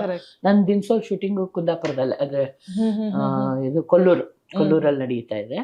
ಇನ್ನೊಂದು ಫೈನಲ್ ಶೆಡ್ಯೂಲ್ ಇದೆ, ಅದಿನ್ನ ಮುಗ್ದಿಲ್ಲ. ಅದ್ರಲ್ಲಿ ಎಲ್ರು ಅವ್ರ ಅಷ್ಟು ಜನ ಆರ್ಟಿಸ್ಟ್ ಇದಾರೆ, ನನ್ನ ಜೊತೆ ಆಕ್ಟ್ ಮಾಡ್ತಾ ಇದ್ದಾರೆ. ತುಂಬಾ. ಬಟ್ ಅದಂತೂ ಪಿಕ್ಚರ್ ಹ್ಯಾಟ್ಸ್ ಆಫ್. ಈಗ ಈಗಿನ ಕರೆಕ್ಟ್ ಕರೆಕ್ಟ್ ತುಂಬಾ ಚೆನ್ನಾಗಿದೆ. ಈಗ ಹೇಳಪ್ಪ. ಅದೇ ಈಗ ನೀವು ಮಾತಾಡ್ತಾ ಹೇಳಿದ್ರೆ ಈಗ ಟ್ರೆಂಡಿಂಗ್ ಜಮಾನ, ಸೊ ನಾವು ಒಂದು ಟ್ರೆಂಡ್ ಕ್ರಿಯೇಟ್ ಮಾಡೋಣ ಅಂತ ಹೇಳ್ಕೊಂಡು ಇದೊಂದು ಟ್ರೈ ಮಾಡೋಣ. ಏನಂತಂದ್ರೆ ಒಂದು ಡೈಲಾಗ್ ಇದೆ, ಏನಂತ ಹೇಳಿದ್ರೆ ಸಿಂಪಲ್ ಡೈಲಾಗ್ ಹೇಳೋಣ. ನಂಗ್ ಟೀ ಕುಡ್ಕೊಂಡ್ ಬಂದಿದ್ದೀನಿ, ನಂಗ್ ಟೀ ಬೇಡ. ಇದನ್ನ ಕೋಪದಲ್ಲಿ, ಶೃಂಗಾರದಲ್ಲಿ, ಯಾವ್ದಾದ್ರು ಒಂದು ರಸದಲ್ಲಿ. ನಾನು ಟೀ ಕುಡ್ಕೊಂಡ್ ಬಂದಿದ್ದೀನಿ, ನಂಗೆ ಟೀ ಬೇಡ. ನಾನು ಟೀ ಕುಡ್ಕೊಂಡ್ ಬಂದಿದ್ದೀನಿ, ನಂಗೆ ಟೀ ಬೇಡ. ನಾನು ಟೀ ಕುಡ್ಕೊಂಡ್ ಬಂದಿದ್ದೀನಿ, ನಂಗೆ ಟೀ ಬೇಡ. ನಾನು ಟೀ ಕುಡ್ಕೊಂಡ್ ಬಂದಿದ್ದೀನಿ, ನಂಗೆ ಟೀ ಬೇಡ. ನಾನು ಟೀ ಕುಡ್ಕೊಂಡ್ ಬಂದಿದ್ದೀನಿ, ನಂಗೆ ಟೀ ಬೇಡ. ನಾನು ಟೀ ಕುಡ್ಕೊಂಡ್ ಬಂದಿದ್ದೀನಿ, ನನಗೆ ಟೀ ಬೇಡ. ಅದೇ ನಾವು ಮಾಡೋದ್ರ ಮೇಲೆ ಹೋಗುತ್ತಪ್ಪ. ನಾನು ವಾಯ್ಸ್ ಅಂಡ್ ಡಿಕ್ಷನ್ ಟೀಚರ್ ಅಲ್ವಾ, ನಾನು ಲೆಕ್ಚರರ್ ಆಗಿದ್ದೆ ನಾನು ವಿಜಯ ಫಿಲ್ಮ್ ಇನ್ಸ್ಟಿಟ್ಯೂಟ್ ಅಲ್ಲಿ. ಓಕೆ. ಅಂದ್ರೆ ಏನಂತ ಹೇಳಿದ್ರೆ ಈ ಒಂದು ಪಾತ್ರಕ್ಕೆ ಜೀವ ತುಂಬೋದು ಬರೀ ಮುಖ ಅಲ್ಲ, ಪ್ರತಿ ಒಂದು ನಮ್ಮ ಅಂಗಾಂಗಗಳು. ಈಗ ಲಾಸ್ಟಿಗೆ ಮಾತು ಹೇಳ್ತೀನಮ್ಮ, ಅದನ್ನ ನಾನು ಹೇಳ್ತಾ ಇರೋದು. ನಾವು ಒಂದು ಪಾತ್ರನ ಅರ್ಥ ಮಾಡ್ಕೋಬೇಕು, ಮತ್ತೆ ಡೈಲಾಗ್ನ ಅರ್ಥ ಮಾಡ್ಕೋಬೇಕು. ನಾನು ಹೆಂಗೆಂಗೋ ಡೈಲಾಗ್ ಒಪ್ಸಕ್ ಆಗಲ್ಲ. ಆಮೇಲೆ ನಂದೊಬ್ಳದೇ ಅಲ್ಲ, ಎದುರುಗಡೆಯವ್ರದ್ದು ನಾನು ಅರ್ಥ ಮಾಡ್ಕೋಬೇಕು. ನಮ್ಮವ್ರು ಹಂಗ್ ಮಾಡಲ್ಲ, ನನ್ ಡೈಲಾಗ್ ಎಷ್ಟಿದೆ ಅಷ್ಟು ಹೇಳ್ಕೊಂಡು ಹೋಗ್ತಾ ಇರ್ತಾರೆ. ನಾನು ಇವಾಗ ನಿನ್ನ ಡೈಲಾಗ್, ಇವಾಗ ನೀನ್ ಹೇಳ್ದಾಗ ನಾನು ರಿಯಾಕ್ಟ್ ಮಾಡ್ತಿದ್ದೀನಲ್ಲ, ಅದು ಯಾರು ಮಾಡೋದಲ್ಲ. ನನ್ ಡೈಲಾಗ್ ಒಪ್ಸ ಸುಮ್ಮನೆ ನಿಂತಿರ್ತಾರೆ, ರಿಯಾಕ್ಟೇ ಮಾಡಲ್ಲ ಈಗಿನ ಕಾಲದವರು. ಅದು ತುಂಬಾ ಬೇಜಾರಾಗುತ್ತೆ. ಬಟ್ ನೀನ್ ಒಂದ್ಸತಿ ಆ ಗಿವ್ ಅಂಡ್ ಟೇಕ್, ನಮ್ಮ ಆಕ್ಟಿಂಗ್ ಎಲ್ಲ ಗಿವ್ ಅಂಡ್ ಟೇಕ್ ಇರ್ಬೇಕು. ಅವಾಗಲೇ ಒಂದು ಪಾತ್ರಕ್ಕೆ ಜೀವ ತುಂಬ್ದಂಗಾಗತ್ತೆ, ಸೀನಿಗೆ ಜೀವ ತುಂಬ್ದಂಗಾಗತ್ತೆ, ಡೈಲಾಗಿಗೆ ಜೀವ ತುಂಬ್ದಂಗಾಗತ್ತೆ. ಇಲ್ಲ ಅಂದ್ರೆ ಅದೇ ಯಾವಾಗ್ಲೂ ಹೇಳಿದ್ನಲ್ಲ, ಆ ತರ ಆಗತ್ತೆ. ಈಗ ಕೊನೆಯದಾಗಿ, ಈಗ ನೀವು ಲೇಟೆಸ್ಟ್ ಆಗಿ ಮಾಡ್ತಿರುವಂತ ಚಿತ್ರ ಬಗ್ಗೆ ಆಗಿರ್ಬೋದು ಅಥವಾ ಧಾರಾವಾಹಿಗಳ ಬಗ್ಗೆ ಆಗಿರ್ಬೋದು, ಯಾವ್ದು ಮಾಡ್ತಾ ಇದ್ದೀರಮ್ಮ? ವಸುದೇವ ಕುಟುಂಬ ಅಂತ ಬರ್ತಾ ಇದೆ, ಅದರಲ್ಲಿ ನಾನು ಮಾಡ್ತಾ ಇದ್ದೀನಿ. ಇವಾಗ 2 ಪ್ರಾಜೆಕ್ಟ್ ನಿಲ್ತು ನಂದು. ಪುಟ್ಟಕ್ಕನ ಮಕ್ಕಳು ಮತ್ತೆ ರಾಜ್ಕುಮಾರಿ 2 ನಿಲ್ತು. ಸದ್ಯಕ್ಕೆ ಸಿನಿಮಾ ಒಂದು 3 ಇದೆ ಸಿನಿಮಾ. ಒಂದು 1.5 ಅಂದ್ಬಿಟ್ಟು, ಅದು ಅಷ್ಟೇ ತುಂಬಾ ಚೆನ್ನಾಗಿದೆ ಪಿಕ್ಚರು. ಒಂಥರ ಡಿಫ್ರೆಂಟ್ ಆಗಿದೆ ಆ ಪಿಕ್ಚರ್. ಅದನ್ನ ನಾನು ಹೇಳಲ್ಲ, ನೋಡ್ಬೇಕು ಖಂಡಿತ. ನಿಜವಾಗ್ಲೂ ಚೆನ್ನಾಗಿದೆ. ಶ್ರೇಯಸ್ ಅಂತ ಡೈರೆಕ್ಟ್ ಮಾಡಿದಾನೆ. ತುಂಬಾ ಅವನ ಮನಸ್ಸಿನ ಭಾವನೆಗಳು ಹೆಂಗೆ ಅಂತ ನಾನು ಅದನ್ನ ಹೇಳಲ್ಲ, ನೋಡಿ ಅದನ್ನ. ತುಂಬಾ ಚೆನ್ನಾಗಿದೆ ಅದು. ನನ್ನ ಪಾತ್ರನೂ ಚೆನ್ನಾಗಿದೆ, ಅಜ್ಜಿ ಪಾತ್ರ. ಆಮೇಲಿಂದ ದಿನ್ಸೋಲ್ ಅಂತ, ಅಲ್ಲೂ ಅಷ್ಟೇ ಹೀರೋ ಅಜ್ಜಿ ಚೆನ್ನಾಗಿದೆ. ನನ್ಗದೇ ನಾನು ಅದನ್ನ ಹೇಗೆ ತಗೊಳ್ತೀನಿ ಅದ್ರ ಮೇಲೆ ಹೋಗುತ್ತೆ. ಅಂತೂ 365 days ಫುಲ್ ಬುಕ್ ಆಗಿದೆ ಮೇಡಮ್. 350 ಥರ ಎಲ್ಲ. ತಿಂಗಳಲ್ಲಂತೂ ಒಂದು 10 ದಿವಸ ಅಂತೂ ಬ್ಯುಸಿ ಇರ್ತೀನಿ. 10 ದಿವಸ ಅಂತೂ ಬ್ಯುಸಿ ಇರ್ತೀನಿ, ಕಂಟಿನ್ಯೂಸ್ ಅಲ್ಲ. ಈಗ ಸದ್ಯಕ್ಕೆ ಅದೇ 2 ಪ್ರಾಜೆಕ್ಟ್ ನಿಂತಿದೆಯಲ್ಲ, ಈಗ ಸದ್ಯಕ್ಕೆ ಸ್ವಲ್ಪ ಒಂಥರ ಫ್ರೀ ಇದೆ. ಅದು ಸಿನಿಮಾ, ಶಾರ್ಟ್ ಮೂವಿಗಳೆಲ್ಲ ಬರ್ತಾ ಇರುತ್ತೆ. So all the best ma'am. ನಿಮ್ಮಿಂದ ಇನ್ನಷ್ಟು ಪಾತ್ರಗಳು ಹೊರಗೆ ಬರ್ಬೇಕು. ಯಾಕಂದ್ರೆ ನೀವು ಆಗ್ಲೇ ಮಾತಾಡ್ತಾ ಹೇಳಿದ್ರಿ, ಸಾಧಾರಣ ಎಲ್ಲಾ ಪಾತ್ರಗಳಿಗೂ ನೀವು ಜೀವ ತುಂಬಿದೀರಾ. ಸೊ ಇನ್ನಷ್ಟು ಹೊಸ ಅಂದ್ರೆ ಈಗದ OTT ಪ್ಲಾಟ್ಫಾರ್ಮ್ಗಳಿಗೆ ಬೇಸ್ ಆಗಿ ಬರುವಂತ ಎಲ್ಲಾ ಅವಕಾಶಗಳು ನಿಮ್ಗೆ ಸಿಗ್ಲಿ. ಅಂಡ್ ನಿಮ್ಮನ್ನ ಇನ್ನಷ್ಟು ಪರದೆಯಲ್ಲಿ ನೋಡ್ತಾನೆ ಇರ್ಬೇಕು, ನಮ್ ತಲೆಮಾರುಗಳು ನೋಡ್ತಾ ಇರ್ಬೇಕು. Thank you so much. ನನ್ನ ಇಲ್ಲಿ ಕರೆದು ನನ್ನ ಒಂದು ಮಾತಾಡಕ್ಕೆ ನನ್ನ ಅವಕಾಶ ಮಾಡಿಕೊಟ್ಟಿಗೆ ನಿಮ್ಗೆ ನಿಜವಾಗ್ಲೂ ಖುಷಿ ಆಗ್ತಾ ಇದೆ. ಧನ್ಯವಾದಗಳು. Thank you.